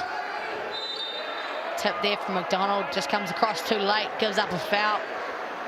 And that'll be his 3rd, and really nice big action there from the Bulls. Might have been on McDonald. That'll be a bonus as well, so they'll get a couple free throws here with the clock stopped. And oh, you're right, McDonald will take a break here. I'm sorry, Walter Brown's only got 2 fouls. Yeah, just a second. Max Darling, the only one in some serious trouble with 3. good news. Carl Bowen, only the one personal foul for him. Till Gloger, 1 for 1 from the Chemist Warehouse tonight. Makes it 2 for 2. He's got 6 rebounds and 8 points. He's played all of his professional basketball in Germany. Took a gamble with Aotearoa. And Quinn Clinton, like you said, Lindsay, has that timeout. What do you think the chat is here from Coach Quinn Clinton? You're just kind of trading punches. In all honesty, what's really hurt them is the three-point line, which is probably beating the scout. If you're the Bulls, you know, Rams wouldn't necessarily be counting on that. So just tightening up a little bit at the defensive end and getting some stops, and kind of spoke on terminology in basketball, a kill, or getting 3 stops in a row without giving up any O boards, and winning this last minute 20 here and being effective with their offensive execution down the stretch. There's Rambo, pleasing the Rangatahi crowd, who loves a free ball. Almost everyone in that crowd. Oh, look at that. Even on Dad's shoulders. We love to see the younger generations getting amongst. Some sharp contrast in the stat sheet right now. The Bulls have got to the free throw line 20 times already, made 15, and they are 8 for 14 from downtown. And in contrast, the Rams, just 5 free throw attempts. They are 100%, and then they are 4 from 16 from deep. You got to say aesthetically, and obviously the stats stay as well, they're just being more aggressive, getting their feet in the paint. They're hungrier. They are playing like they're a team that's playing for, you know, their playoff lives, and they are. The Rams obviously playing for a little bit of rhythm. They've got a home semi-locked in and lost 3 in a row. So it is a big, really big game for them, but it is a bigger game for the Bulls, and it looks like it right now. Well, do or die for the Franklin Bulls. They either lose and go home, or win and keep their chances at a final alive. If they lose, the toting of 5 will sneak in at 6th place. Brown finds Bowen. Bowen over to Smith in the corner. Pretty basketball. No result. The Bulls a chance to extend on this lead. Great scramble defensively by the Bulls, and great find by Flynn Cameron. He would love to have that one back again. Clinton ordering the Rams to push. Tohi didn't need even time to think about it, but can't make it. And a few possessions left inside this first half. Play for a 2 for 1 here if he wants it, Flynn, and would have played against Bowen a lot at Melbourne United this past season. Great rebound there for Bowen. Last possession in this half will belong to the defending champs. Bulls, one heck of a first half so far. Playing desperate to stay alive. Oh, Jordan Hunt, clear as day, just shoves Toy Smith-Milner to the ground. Not a bad foul though, Maya. They had one to give there, so both teams in the bonus here, but smart foul if you're Jordan Hunt. Not giving up anything easy to finish the quarter. Take another look at that. Just a little too aggressive on that one. Now 9 seconds for the Rams to get a bucket before they head into half time.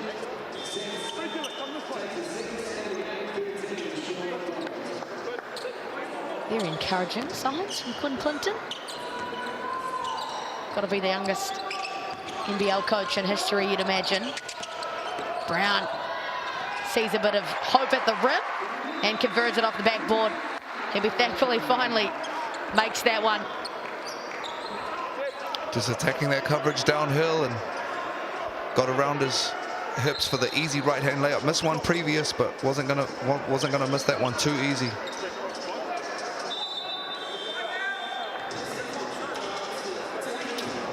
It's gonna be a timeout here for Sebastian Gleim. No.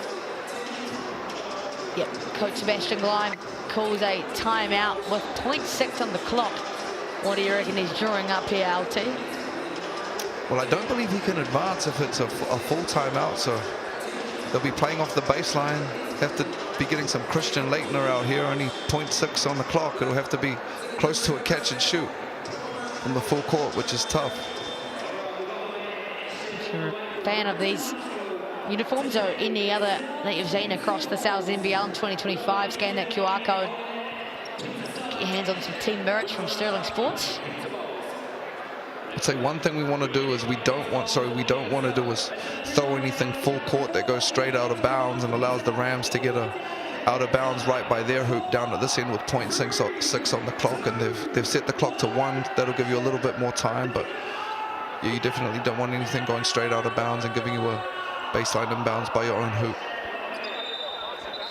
Let's see what in his last season Sebastian Gleim has drawn up. Remember, a loss here obviously exits the Franklin Bulls from South NBL 2025, but sends Sebastian Gleim home for good.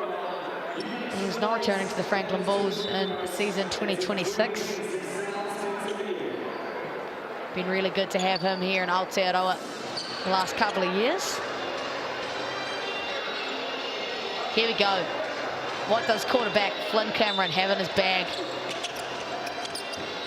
Finds his bro, launches it from halfway. Ooh, close miss there from Tobias Cameron.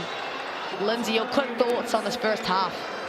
Great half and feel the Bulls. You can't ask for much more. Down your star point guard and up 4 on the road. Just what they asked for in a do-or-die game. 49-45 here in Otautahi, last game of the regular season. We'll be back very shortly for some Chemist Warehouse stats.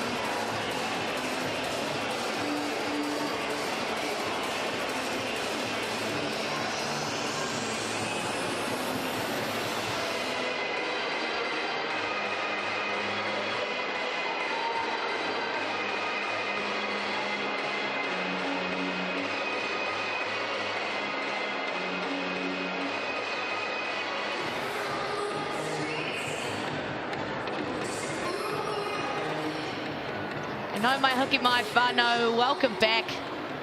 Cowles NBL basketball here on Sky Sport, the final regular season game. And the Rams, despite being down right now, look pretty chuffed with themselves. down 45-49. The Franklin Bulls, Lindsay, have come to play. Yeah, Franklin turned up, you know, without Tay Hardy, who's been lighting up the league. They come down here on the road, a little bit undermanned, and to be up 4, big win for them right now. Shooting lights out, also getting to the free throw line. Got there 20 times and a half, which is huge on the road, especially down here in Canterbury where it's tough to get a win. We'll take a look at the Chemist Warehouse stats very shortly. There's your halftime entertainment. These dancers doing a great job with the Cowles Cauldron. Of course, the Rams fans are packing it out. We'll start with the blocks, but we'll head on back to the rest of the stats. Tobias Cameron had a nasty one on Brody Cooper early in that first quarter, sorry, Lindsay. It always looks good when your guards or your wings get a block, a little bit more exciting than the big fellas. Toy Smith-Milner leading the way for the Rams. How good's Tobias Cameron been? He's been awesome for them, just his energy on defense, rebounding, the pace that he's playing with, and getting to the free throw line as well. Big rebounding efforts from the respective big men. Sean McDonald, 7 assists already. You were speaking about that offline, Maya. Struggling a little bit to put the ball in the ring, but definitely facilitating and finding his teammates, high-level point guard. John Hunt being a point centre at the moment. 2 steals for Tohi Smith-Milner. Great defensive efforts across the board. He's been really good defensively, I thought. Tohi showing hard on balls and active hands on his closeouts. And then we'll see the blocks that we saw before.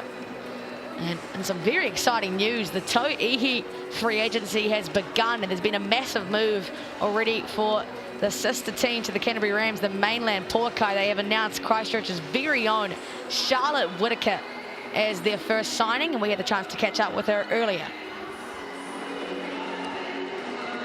Well, Charlotte Whittaker, so good to have you a part of the mainland Poakai. Welcome. You've been overseas for about 6 years. You've been to France, you've been to Aussie.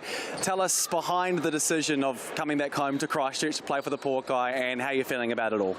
I think it was such a good decision for me, both personally and professionally. I think just to be able to come home and continue improving who I am as a player, but also as a person. I think to reconnect with our roots is super important, to be able to have the opportunity to really buy into the culture that the Poakai is trying to continue to build on here, and to have those goals that we both, you know, looking to, I guess, like compete through the whole season and take away hopefully the championship at the end. So it's been a real honour to be able to come home, and I can't wait for this season and to be able to be around my family, friends and community. Lindsay, always so good to sign someone to come back home. Yeah, absolutely. Anytime you can get somebody to come back home, and especially a player of that magnitude, is a win, you know. So I'm sure that Canterbury's going to be super excited to welcome one of their own back home real soon. Well, Whānau, it is do or die for the Franklin Bulls tonight. They lead by 4. 20 minutes of basketball still to come. We'll see you soon.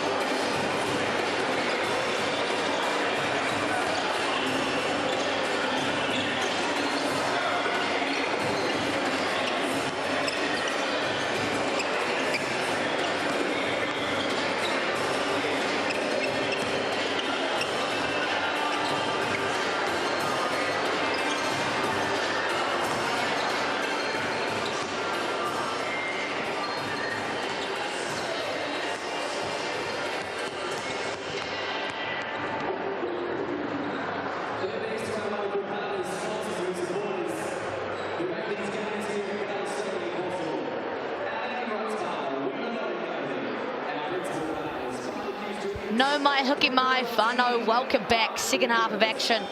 The last 20 minutes of the regular season of the NZNBL this year. The Franklin Bulls season on the line. And did they perform? A 49-45 point lead at the half. Maya Williamson here joined by Lindsay Tate. And what a performance it was. 8 for 17 from 3 and 15 from 20 from the Chemist Warehouse. They've got to have helped. Yeah, absolutely. It's basically the shooting statistics, you know, getting to the free throw line 15 more times and converting on 10 more, and then doubling them up from the three-point line has been massive for the Bulls, and to win or go home for them. Otherwise the FI get through. And on that, shout out Matt Lacey. I'm sure he has to watch this game somehow from back home, and helping our under-19 males qualify to fourth in the top 4 in the world again, and they have the opportunity to play for a bronze medal. So shout out to everybody involved that's helped them on that journey so far. Yeah, absolutely, a chance to make some more history, even more than they already have made. The JTBs, they play Slovenia at 3 a.m. tomorrow morning, and it was a good hard-fought battle against the extremely ever-talented USA under-19 boys earlier this morning. Back-to-back top 4 finishes at the World Cup. Not too bad for a country with a population of 5 million. Never been done before. It's never in the history. So absolutely. Hopefully we can piggyback this onto bigger and better things in the future. Well, here we are. 20 more minutes to go. Could be the last 20 minutes of the Franklin Bulls season if they are unsuccessful tonight. But they are doing one heck of a job so far, and are starting out with some real energy. Aquita from the corner. Gloga on the O-board. Great rebound. Great hands by Walter Brown, turning him over here in trance. Just too long, Walter Brown, but he's missed a few of those bunnies. Bowen keeps it alive. It's going to be a travel, though. Rotates from his front. He is not stoked about that one, but he did roll over. I'm with Bowen on that one, man. Let him play. Like, first to the floor, that's the rules.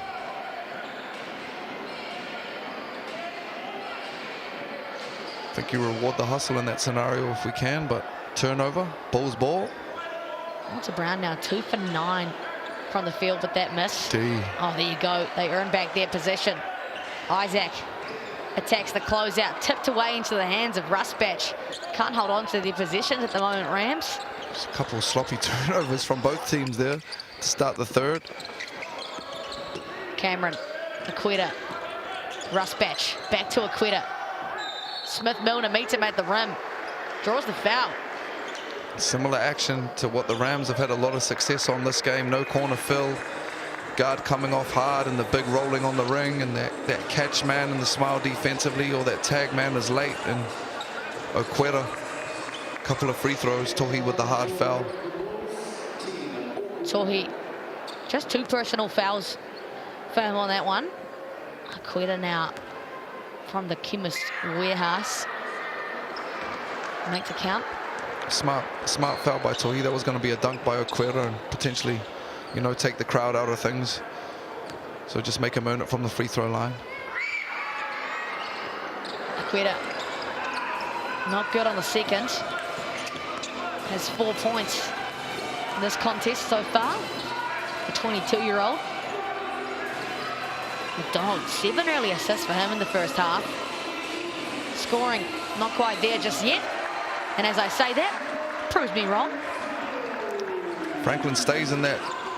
Got Gloga back there in those drops again, and McDonald beats him downhill for the layup on that position. Quetta, wild pass out to Flynn Cameron. Bowen willing to put pressure. Gloga, back down game. It's going to be a carry ball. A very rare call nowadays. Don't see that. We called the travel on the loose ball, and then we called the carry out of the post move. That one hasn't been called since 1984. Bit of vintage basketball going on. The post-up carry. Yeah, everyone kind of look confused, but you know what? You get on with it. There's that cut again from Walter Brown. Oh, man. There is glad wrap on that rim tonight, though, for Walter Brown. Got the foul nonetheless. They keep getting him to that corner action with the guard in the slot, and he just makes a hard front cut, and they throw it down the pipe, and he's missed a couple of layups, but he's got some great looks off that action. Real simple and subtle, but effective. Got to be one of the best cutters in the league, Walter Brown, and hard to believe he's just 22 years of age. I love his game. I think if he can get consistent from the perimeter, he'll be a true international force, Walter Brown. He's got everything else in his package. Yeah, it really has improved at a rapid rate. Certified part of the Tall Blacks at the minute. He's hard, great demeanor about him. That's that North Canterbury living Walter Brown. Yes, there you go. Oh, Ethan Rusbatch into the hands of Smith Milner. Probably could have pulled the trigger there. Great drop by Tohi again. Love his activity defensively, Tohi. Known for his offensive prowess, but... Woo! Kai Isaac from downtown. The Rams now back out in front.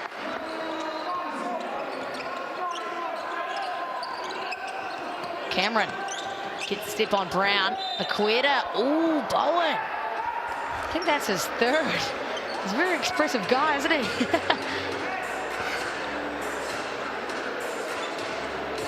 That was a little over the back there on Aquera. Bowen. Oh, my fault. It's only 2 on Bowen.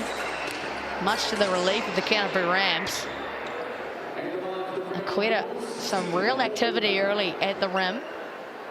He's 4 of 6 from the Chemist Warehouse, 72% on the season.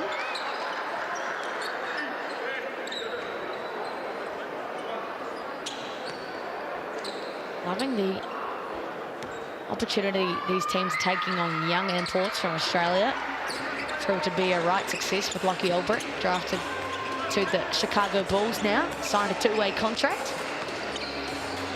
Was with the Canterbury Rams last year, league MVP. Brown in the corner. Rims out, having a tough day, old Walter Brown. Really nice action for the Rams, though. Balls into the hands of Rusbatch. Wide open. Considered a sitter for Ethan Rusbatch with how wide open he was. McDonald floats it over to Bowen. That 2-man game with the empty pick and roll is unstoppable. They kind of flow into it out of their semi-trans. Both teams ends up on that first or second side with a real similar look, and it's been effective for both teams, getting a lot of layups or free throws off it right now. Isaac takes a well-earned rest. 13 points for him on night. 3 rebounds, 2 assists, and 2 steals in 16 minutes. Bowen, his first from the Chemist Warehouse for tonight. He's shooting it at just 64% in the season. Goes 2 for 2. Of course, really good season with Melbourne United in their second place outing in the ANBL.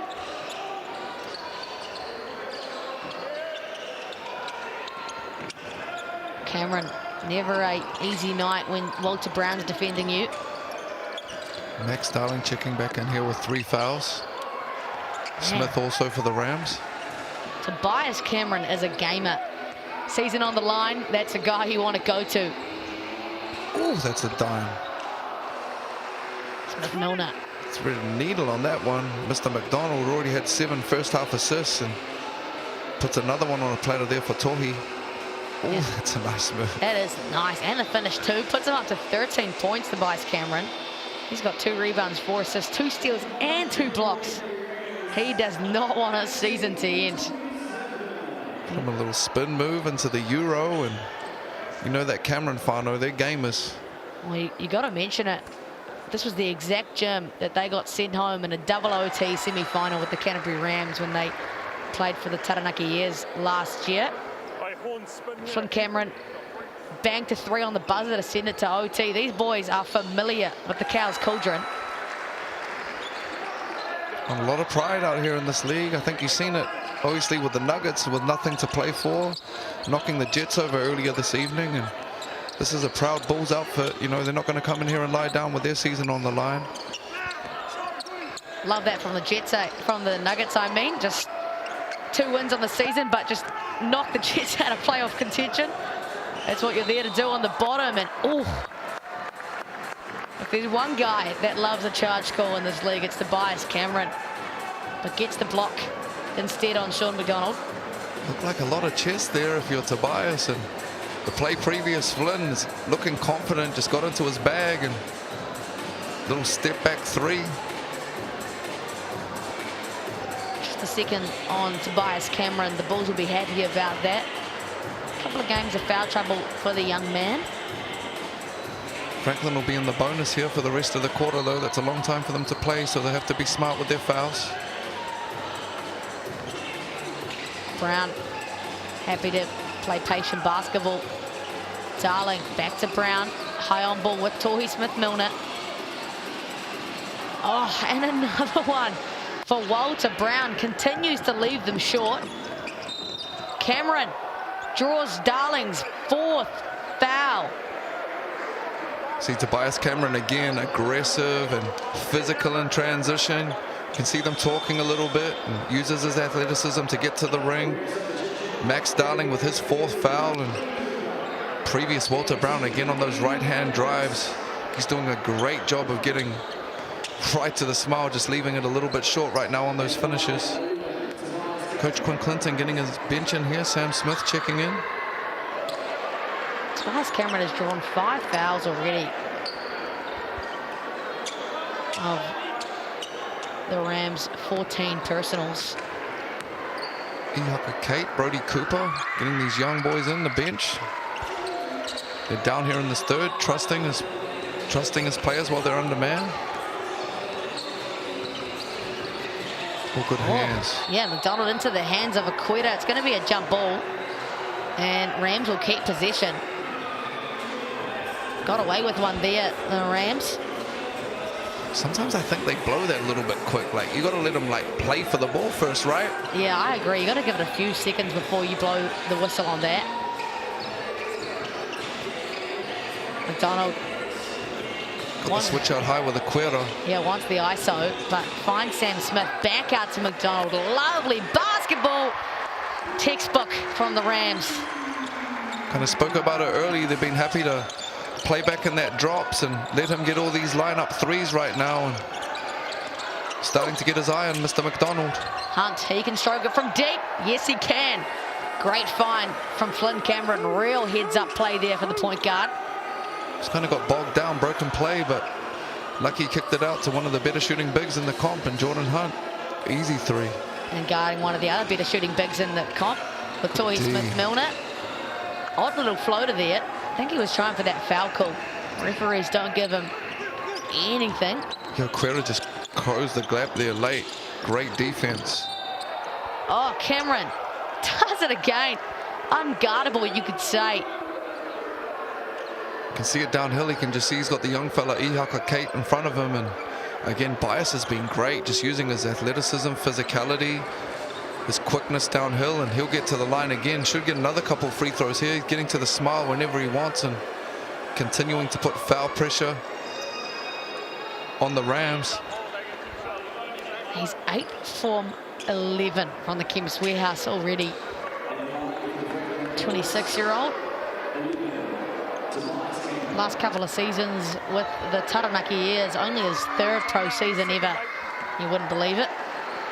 Was lucky enough to spend some time with him with the Poitu Kohu Aotearoa Māori recently, and known him since he was a baby, lovely young man, but just spoke about, you know, kind of getting out of that box that he played in a little bit in college, which is easy to do, to get boxed in over there, and getting back to playing his natural game and finding his freedom. And breakout season for him this season, Tobias, in the NZNBL.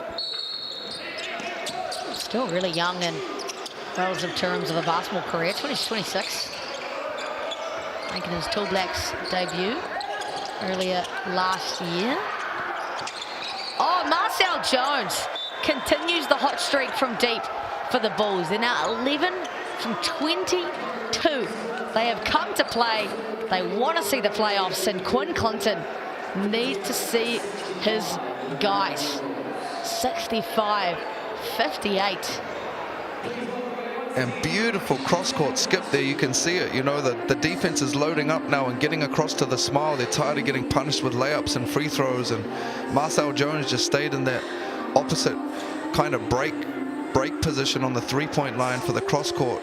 Find an easy three. And Marcel actually played down for the Rams as well. He's pretty comfortable down in that building. So beautiful, beautiful signs for the Bulls right now. It's not often you see a team outshoot the Canterbury Rams. Like I said, 11 from 22, 50% from deep for the Bulls, and 6 for 21. That's just 28% for the Rams. They shoot it at 34% on the season. They put up the most attempts in the league. Basketball is a game of runs. It's a game of confidence. And again, I think you got to take your hats off to the likes of Tobias Cameron. You know, he's kind of came out and imposed his will on this game, and his intensity and his confidence, and it's rubbing off on these other players right now, and veterans like Marcel Jones, and they've really stepped up to give the Bulls the 7-point lead here over halfway through the third. Both teams in the bonus here as well to finish out this third quarter to be aware of from a foul perspective. Gonna see plenty of Tobias Cameron on that NZNBL highlight show on Tuesday evening. For the first time in a long time over in Canterbury world, it's getting hot, man. Ain't had 3 losses and been down like this before. And they've had a tough outing. They lost both games to the Franklin Bulls last year. They lost it earlier this year to the Franklin Bulls again. That would be 2 years of not being able to beat the Franklin Bulls if they drop this one tonight. And that would make it 4 losses in a row heading into playoffs as Flynn Cameron misses that one. Walter Brown made the last, missed this one. Just a disciplined foul there. It'll be a couple free throws here for the Bulls, and Walter Brown, previous easy right-hand lay. Then Flynn kind of forced it, then he misses another one, and hand gets caught in the cookie jar there for the Rams. Give up a bonus foul. Iaka Kate and Brody Cooper getting some real burn. 9 minutes apiece respectively already. And for those of you that haven't seen Brody Cooper, got to see him for the first time last week in Saints Rapid League, and he went off and then did it again tonight to earn himself some minutes here in the big game. Cells. Out of Tamaki Makoto, Brody Cooper, a graduate of the mighty Takapuna Grammar. Aquera quietly to 7-7 with 4 assists. Been really solid for this Bulls group, especially at the defensive end. And that puts him at 8 for 10 from the Chemist Warehouse as well. Aquera shooting it at a great clip. Had some funds, the Chemist Warehouse and BBNZ Hoops and Schools program. Bulls will extend defensively here a little bit. Just take some time off the shot clock with this lead. Now 7 points the lead, 4 minutes to go in this quarter. Anything could happen. Bulls playing with their season on the line. Cooper unafraid of the moment. Great rebound for Bowen. Oh my gosh, Brody Cooper's an athlete. Doesn't make it count though, and you kind of need those ones. Yeah, absolutely, couple good looks, but great wall up opposite of Jordan Hunt there to give the Bulls the position here. Gloger. Cameron been so solid for the Bulls this whole season. Over to Rusbatch. Goes the ball. He does not need much space. Oh my gosh. What the heck? And he's on one tonight, and Gloger had the mismatch down low. Would love to see him be aggressive, but kind of threw a late one to E, a grenade, and he knocked him down. Here's another one. Cameron understood the assignment there. The ball up to the forehead for Ethan Rusbatch, and the biggest lead of the game. You can see it in his eyes. Yeah, he got that look about him right now. I love that. That's a baller right there. And great find from his point guard, back-to-back threes. You can see Coach Gleim over there. He's like a six-man defensively. Moved on the fly to the ball, Sebastian Gleim. Ihaka Kate, the and-one. And that's his move, Ihaka getting to 2 feet, playing off that spin move and getting back to his left. Got to stick to the scout there if you're the Bulls and be disciplined. Ihaka Kate stepping up when the Rams needed it. That was a big run from the Bulls, all energy in their favor. and just killed that momentum. A big couple hits there by Ethan Rusbatch. You know, he had the contested one in the quarter court and then a transition three as well. Flynn Cameron checking back in for his brother here, take the point guard duties. 6 of 11 from deep already for Ethan Rusbatch. I mean, it's nothing new for him, but what a time to do it, and clapping for that ball. Like this matchup if you're the Bulls. Kai is not backing down, but a little bit too physical in the end. Gloga really relishing in that mismatch. And I think he had that matchup previous, Maya, when he threw that kind of real quick cross-court pass to E, and he shot that tough contested three. So like to see him mixing it up there against the wing down low and getting a couple of free throws, Gloga. Brains trust Quinn Clinton and Liam Connolly. Got to be smart about their approach. Of course, locked in at second for the Rams, but 4 losses in a row is not the kind of momentum you like in playoff basketball, and it's not going to be an easy semi-final for them, no matter who it is. Now, a little bit banged up if you're the Rams, but most importantly for them, obviously already locked in, but just trying to find some rhythm, build a little bit of confidence heading into a game for them, which will be a knockout game. And Bulls are already playing in a knockout game this evening, which does make it a little bit easier to find that want.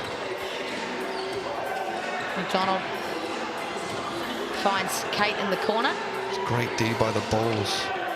Yeah, have to play with 3 seconds. Isaac steps back, finds McDonald. Oh, Brown tried the putback dunk. Gets back out to the 3-point line. Very messy from the Canterbury Rams. Bulls come up with it.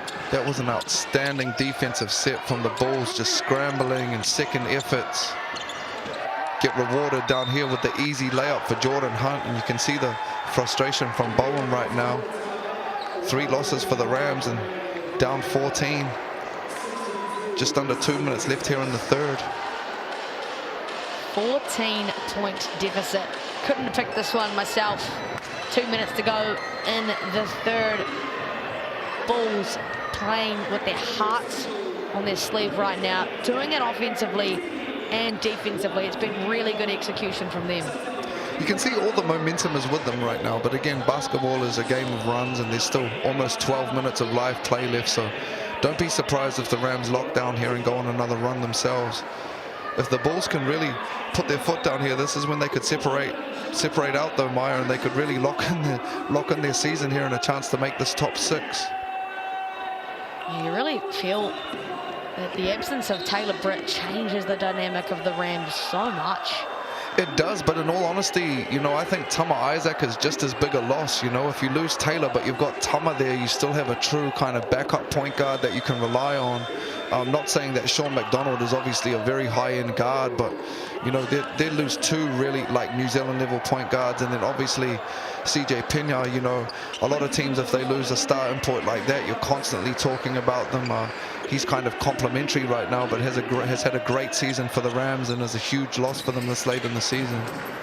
As opposed to that, you know, Tay Hardy's been a stud for the Bulls the whole year. He's been a heavy usage player, and for them to kind of perform like this is outstanding for them this late in the season. Yeah, 32 minutes for Tay Hardy, 20 points and 17 shot attempts. Franklin Bulls putting up 72 a game. That's a large load of their offense. And the dirty day at the office continues. And again, when Tay played, quite a heavy usage player, you know what I mean? The game was at a slightly different pace and they were getting different looks. So this has actually really suited the Bulls out for this evening, the way they've been playing the game. But obviously shooting the ball at the clip they are and getting to the line the way they have has really helped things. Oh, all hands on the head after that foul call for Tobias Cameron. Brown, you can always count on him to play hard. That's Tobias Cameron's 3rd. And both teams in the bonus again, so will be a shooting foul here. Ethan Rusbatch checking back into the game. Now we all know who that man is. Just as energetic as Sebastian Gleim, who is standing at the 3-point line right Absolutely, now. Coach Ready for a catch. He's the reason the breakers exist. Brown at the chemist warehouse, man. He has had one tough day. 3 for 15 from the field.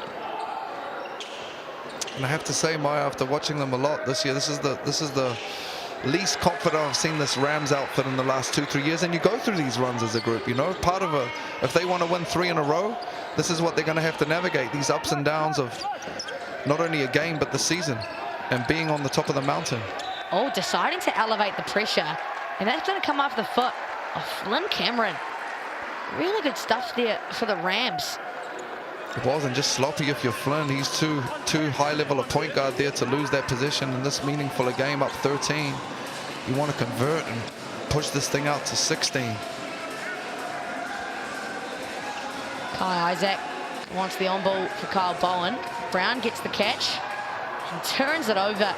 His 3rd turnover and the Rams' 9th. In desperate times, might I add. And there go the Bulls with just as sloppy as a turnover. Patience from Sam Smith. Kai Isaac from deep. They needed that. That's tough. That's a deep 3, no dribble. You can see these two getting physical. I like that. Kai Isaac not backing down. 4 from 5 just quietly for Kai Isaac. Yeah, and the last 2 have just been straight lineups. And Ethan Rusbatch has been outstanding tonight, Maya. You know, love to see that. They are a different team when E is playing with this kind of confidence from the perimeter and getting to the ring. And shout out to E, man. I seen him at the last Tuatara game when we had a good corridor. Beautiful to see him out here hooping like this tonight. 17 points for the vet. You're right, just leads all his energy, really. Oh, Isaac, he's got the hot hand. Great find from Sam Smith. Contesting for the board. Bowen comes up with it. His 6th offensive rebound. Draws the foul.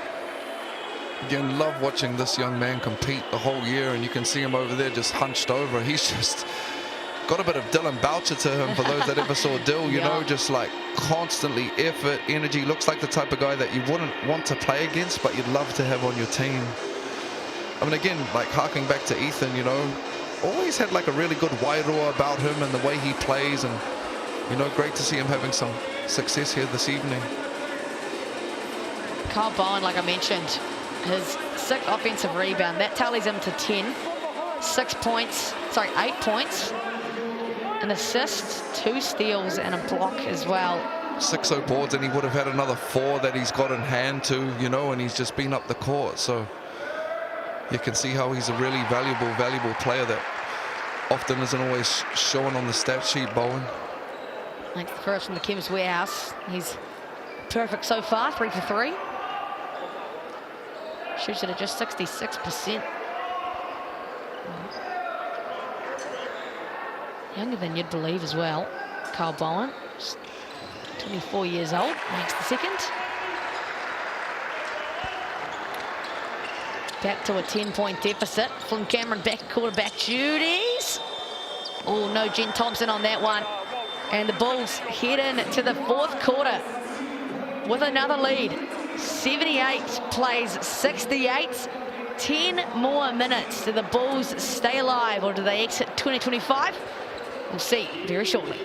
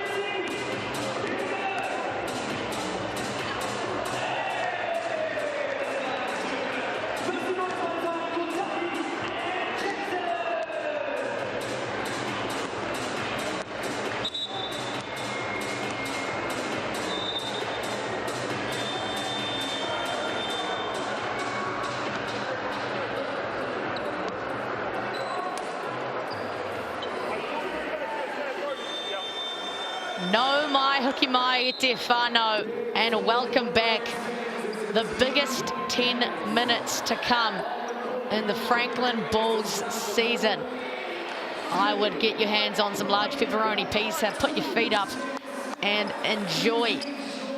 The Franklin Bulls are playing with a fire in their bellies. They're up 78-68. If they lose, they're out. If they win, they finish 6th.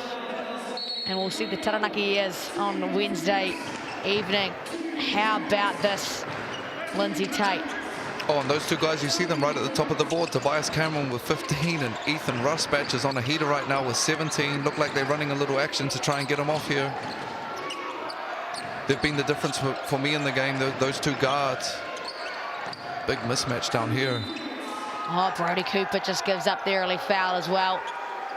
Yeah, and coach Quinn Clinton there, he can't have Brody Cooper matched up on Okwera, just too big and athletic down low. And they've also got Smith out there as well. So again, still trusting his bench, but 12-point deficit here early on for the Rams.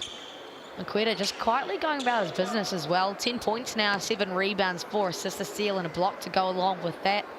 8 for 10. He's been outstanding this evening. Great defensively, on the boards, finishing around the ring. McDonald, it's been a tough night by his standards scoring-wise. He's got 11 assists, though. Not really a point guard in his nature, but forced to be one with the absence of Taylor Britt and Tama Isaac. Finds Smith in the corner. That's all Sam Smith needs to do. Bang, bang from the corner. His burst from deep brings it back to 10. Oh. Ethan Rusbatch schools the rookie. He won't make it though.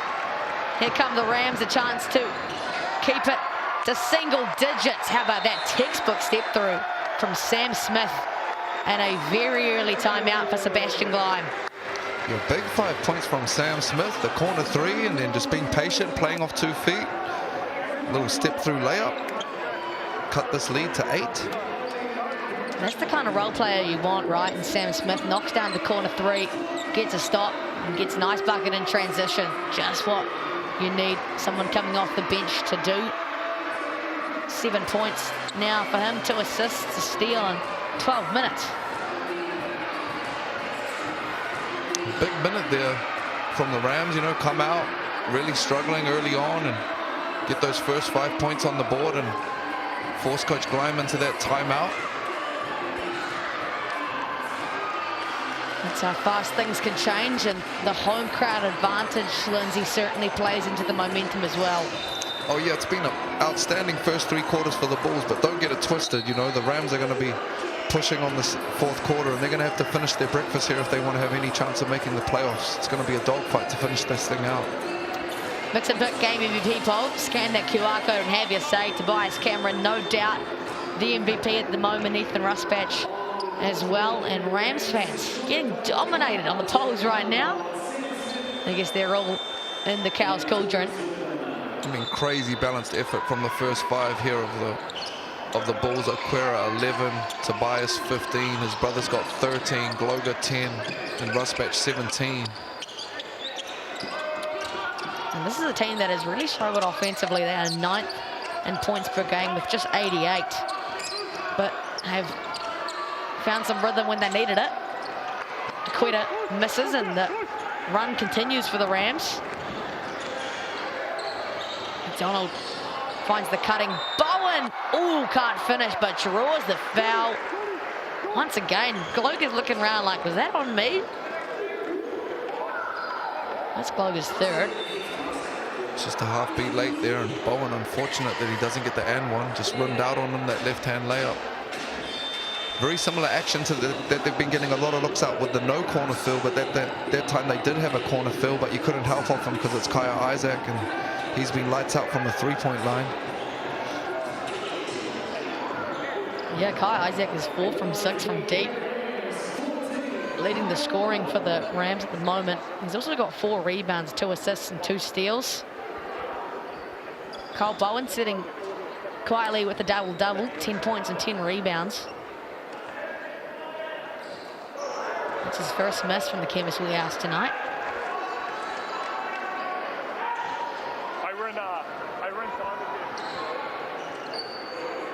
Really patient at the Chemist Warehouse is Kyle Bowen. Big one for him. They have game control, and it's just...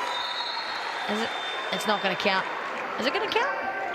Yeah, they counted that. Cancels out if the Bulls player goes as well, right?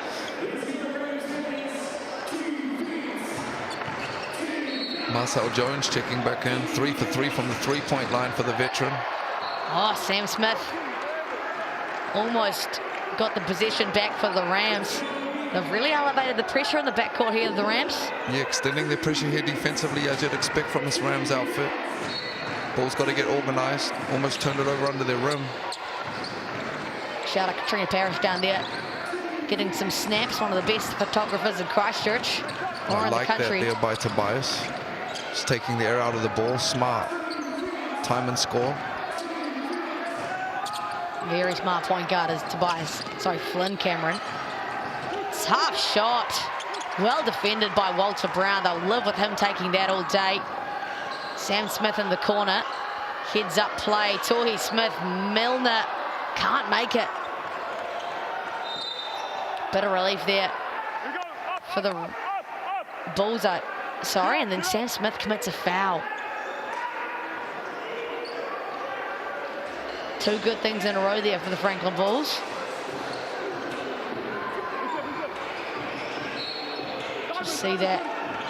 A bit too handsy from Sam Smith. Oh, but we missed it on the replay. Kaya Isaac comes up with 2 points. And is fired up, Lindsay. Yeah, a little bit of chitter-chatter there, you know what I mean? But look like the Isaac brothers and the Cameron brothers are built for that, so that ain't no thing. We'll just keep it pushing. But big play there from the Rams. Cut this thing to 5. So important, really important times here for the Bulls. Already burned a timeout. Committed a couple fouls. Dried up defensively here. Need a good position offensively.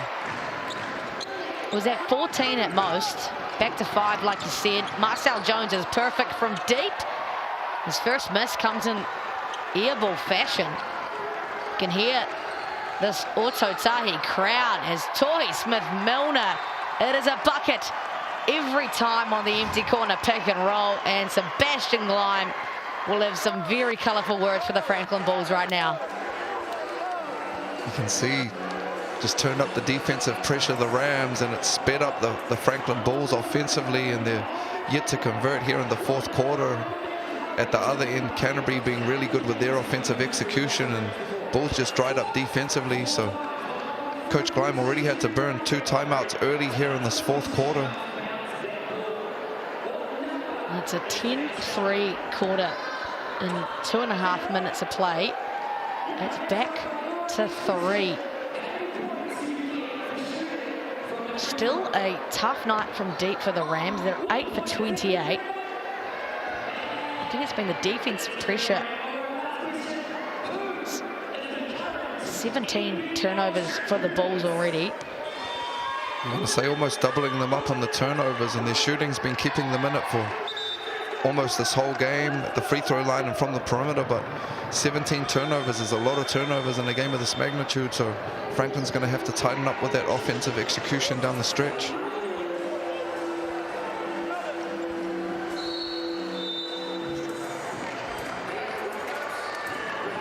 Bulls playing do or die hoops at the moment. Just 7.5 minutes for them to climb back in this one.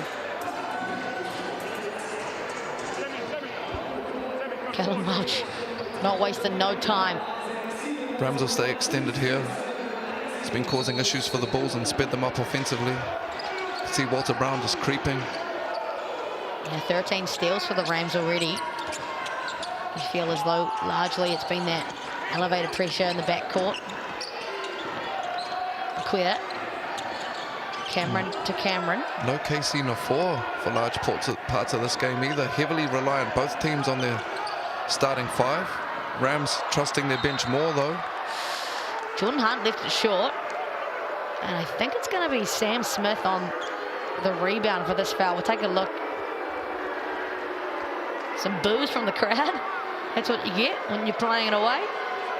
Well, Jordan Hunt was trying to put that thing back up off a little offensive rebound, and Sam Smith just with the reach in. Take another look at this. Good move there from Jordan Hunt. Misses the bunny. I really should have finished that first one. Won't get a better look than that. Yeah, I think he was scared of Tohi Smith-Milner coming across, but then in the end, didn't even contest it to Tohi Smith-Milner. And Ethan Rusbatch has gone cold. I feel like that's come off.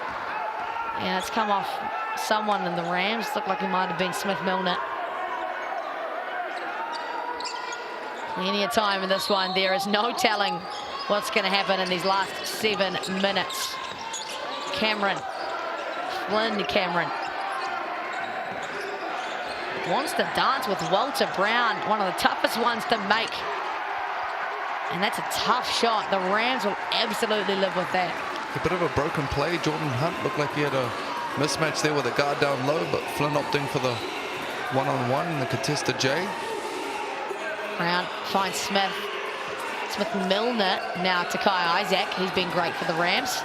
Textbook basketball. Walter Brown hits it when they need it the most. It's all tied up. And just trusting their work. You know, Walter Brown struggled a little bit to put that thing in the ring. Knocked him down. And there's no answer by way of an Ethan Rusbatch 3. Great find.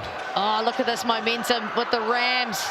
Walter Brown, the success he's found it offensively. There's another one, struggled to miss.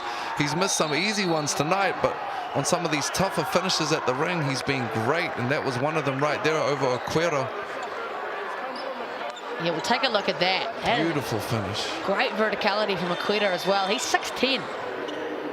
So after Walter Brown went 0 for 4 to begin the game, had that corner one to tie them up, then the tough finish to take the lead. The tough thing about that, no timeout for Gleim. He just couldn't take one. But a good answer here. Draw the foul. While they've been on this run, the Rams are in the bonus now, so that's one thing to watch. Even though they've got aggressive defensively, they can't foul for the remainder of the quarter, or the Bulls will be shooting on everything. Great find by Flynn. Oh, that's a big triple there for Aqueta. They needed that. The Franklin Bulls, that's only their second bucket of the quarter. That long opposite skip from the point guard to Aqueta. Big hit. Oh, Brown floored. Bit of contact there, but letting him play. Isaac, very patient on this play. You better carry hands because he'll pull from deep, Isaac. Absolutely. Oh, steps back. Bobby, Jack, and the O-board for the Rams. Extra possessions, offensive rebound, number 14. Finds Brown.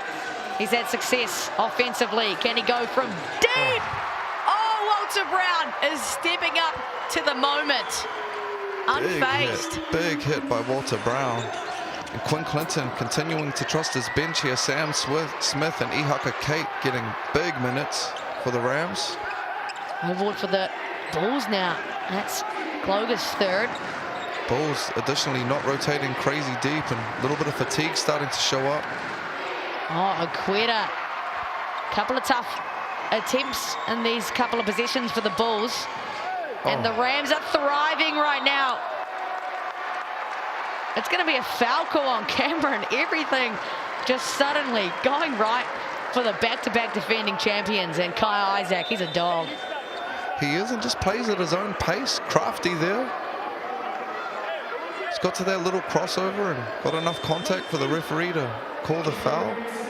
Flynn thought he might have hooked him, but Kai will get rewarded with a couple of free throws, and Max Darling checking back in with his 4 fouls to end this game. Sam Smith, some massive minutes for the Rams. Yeah, I was just about to say, you got to give that guy his flowers. 7 points, and 3 assists, a steal as well. And I think he had the first 5 of the quarter. Yep. Big ones as well, a 3 and a layup off a turnover. Yeah, very timely effort there from Sam Smith. And of course, flowers also go to Kai Isaac, leading the scoring for the Rams. 19 points for him, 4 or 6 from deep, and has stepped up to a pressurized role in that point guard position with no Taylor or no Tama, his younger brother.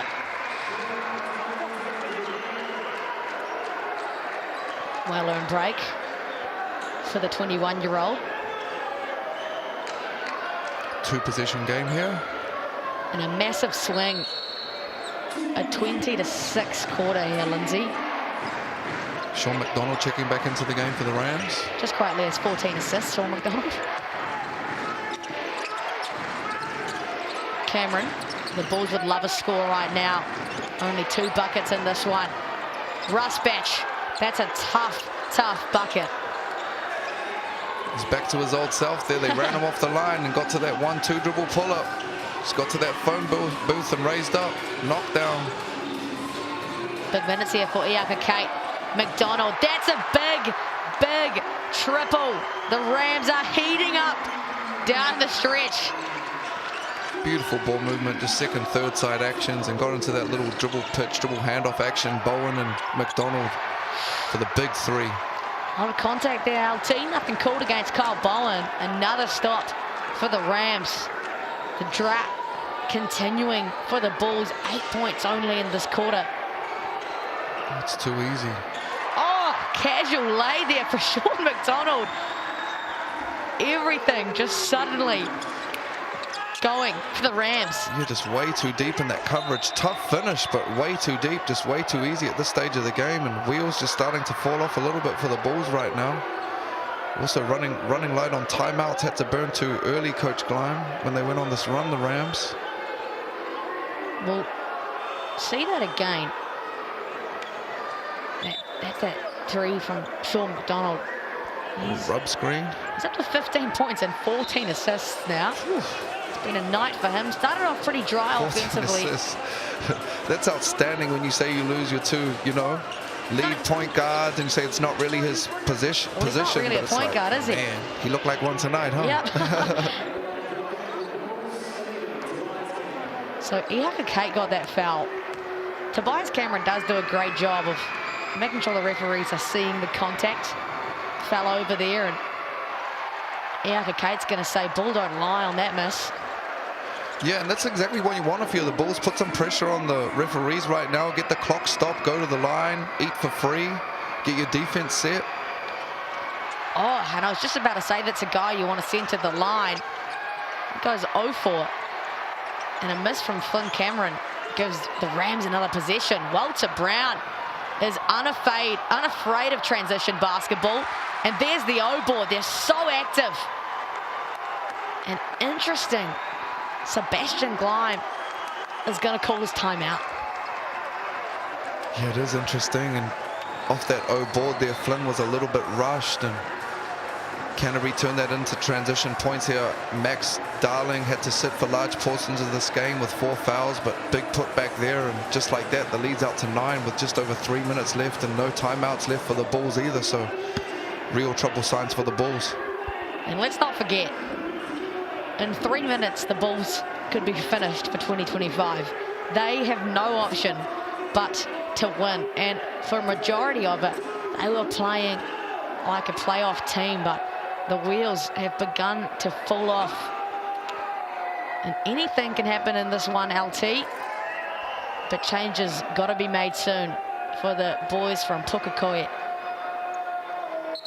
You've done a great job, the Rams, of just trusting their depth and trusting their work and sticking to the script. And even when they've been down, they just keep chipping away. And, opposite that, the Bulls came out hot for 3 quarters, really shooting from the perimeter and getting to the free throw line. And a little bit of extended pressure here in the 4th has really caused them issues, the Bulls, and resulted in a whole lot of turnovers and their offense drying up right now.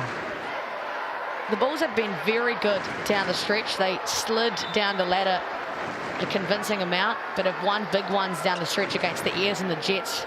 But preview in the season, Lindsay, they aren't well known for their wheels just falling off and kind of imploding. And you feel as though a little bit of that is trickling into this game. A little bit here, a little bit of fatigue, and just a little bit of breakdowns in this 4th, and haven't managed to be on the same page and connected to finish things out right now. And just a short rotation of 7 guys tonight. Flynn Cameron, right on cue, gets a timely bucket. There's 15 points for him, 7 assists, and 6 rebounds.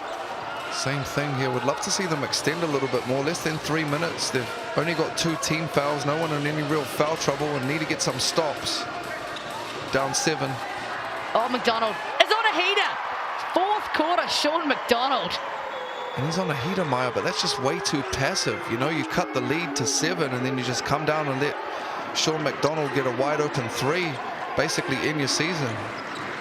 Ethan Ruspatch is pretty much got to let those go every time he gets one now. Cameron from deep on the second chance opportunity. It's a 10-point lead, 2 minutes to go. Oh, kept in bounds. Yes, here's Max Darling through the lane.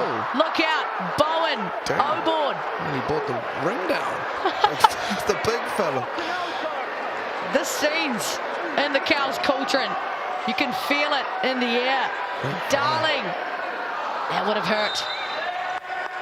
A foul's going to go on the rebound against the Franklin Bulls. I think that's on Gloger there, and you can just see Bowen just clenching his fist, just battling in there for everything, every single time. And another O-board, even off a missed dunk. 8 O-boards for Kyle Bowen. Yeah, outstanding, man. And again, this is a team that's lost 3 in a row. They're down 3 of their main guys. They're down double digits heading into the 4th. Yep. And then they're up 10 right now. Look like they're going to handle business, and big part of it is off guys' backs like that. 8 O-boards. And their best quarter so far, 30 points already, Lindsay, compared to just 10 for the Franklin Bulls. And your point guard that's not a point guard getting 14 assists as well. And then just shooting the lights out in the last quarter. He snuck up to 17 points. 3 triples all coming in this 4th. There he is. Oh, got him with the shot fake. Downhill, off the backboards. Sean McDonald is a scorer, and he knows when to do it. This will be a big win for the Rams, get them a bit of rhythm and confidence headed into the semi, and you could feel the building getting tight in that 3rd quarter. The energy had definitely shifted, and they kind of won some confidence back in themselves. They'll sleep well tonight. It's doable, LT, but not when you have turnovers like that. You know, this one's done. So confident. I'm sorry, but it would take a miracle right now. Darling, bit of point guard activity. How many behind the backs can you do? Cameron, he has put in an absolute shift. The motor on that guy is impressive. He's played 32 minutes. We'll take a look at that. Yeah, much respect to Bias. He's competed his behind off this evening. He's played hard. He's left it on the floor, and you can't doubt the effort, that's for sure. The whole season, actually.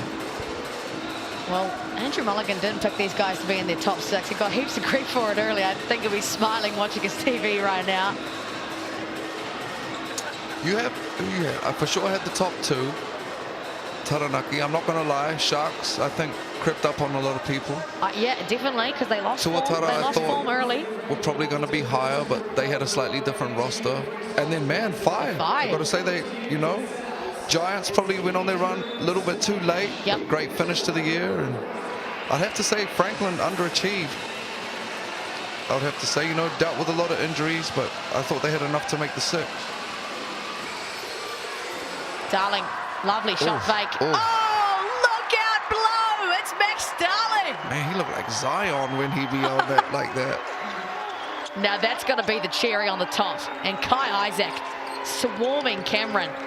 The Rams putting the final nails in the coffin, not just in this one, but in the Franklin Bulls 2025 season. Bowen almost slips, but gets the lay to go. What a 4th quarter this has been. 36 points in the 4th quarter for the Rams. It's been a blowout, just the absolute tidal wave from the Rams, and exactly what the doctor ordered after a tough kind of 2-3 weeks for them, and they'll get healthy, reload the troops, and get into it with these semis. And Jets as well, Maya, that was the other one, had an outstanding season, navigated a lot of really difficult injuries late, obviously losing Corey Webster, and then in a heartbreaker today, they basically miss out at the final buzzer. So a real tough one for the Jets after a really solid year for them. Get your game MVP mix and pick poll in Yeah, if you're not up to date on how the Cowles NBL ladder worked, there was a gridlock of wins, and in some very unexpected turnaround, the Jets lost to the Nuggets earlier today, and this loss for the Bulls sees the Phi just sneak through. They sat at 8th this morning. They're at home right now They with sat the at 8th biggest this smile. morning. Oh my gosh, are you Realize how's the kidding? barbecues at? It's like, yo, we on. Playoff bonuses, let's go. Matt Lacey is smiling all the way from Switzerland right now, telling Carter Hoppo and Xander Masters, boys, guess what? Guess what?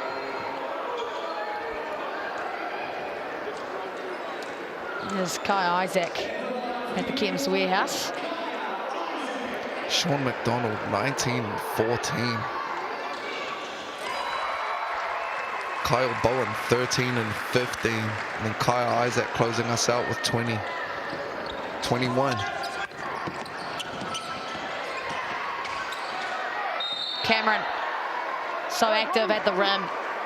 He's fighting all the way through. You got to give him credit. The productivity from him today, 17 points, 5 rebounds, 5 assists, 2 steals and 2 blocks. Max Darling takes a seat with some very welcome applause. CJ Pena, very excited at the productivity. A couple of highlight plays down the stretch for Max Darling. Not even on the mix and pick MVP poll. Yeah, they're a bit late. They still they must have missed this 4th quarter when the Rams turned up. Makes the second. It's been a 39-point effort in the last quarter for the Canterbury Rams. And just like that, they stop on any chance for the Franklin Bulls to go any further. The Rams snap the 3-game losing streak and send Franklin home for good in 2025, Lindsay. Yeah, valiant effort, you know, from the Bulls, and solid season for them, but the Rams just too good this evening, back-to-back champs, and the opportunity to go for a three-peat this year. Kai Isaac with 23 points, Sean McDonald with 19 and 14, Kyle Bowen 13 and 15, 9 O-boards specifically. Well, Fano, that is it for the regular season. Cowles NBL 2025, 16 rounds of epic basketball, and now come the playoffs. It all starts on Wednesday night. The Taranaki Years will take on the Toad on the Phi of all teams. Thank you so much for joining us here, Sky Sport, ESPN or FIBA YouTube. A big congratulations to the Canterbury Rams, and we send all love to the boys and the Franklin Bulls. Ka kite anō.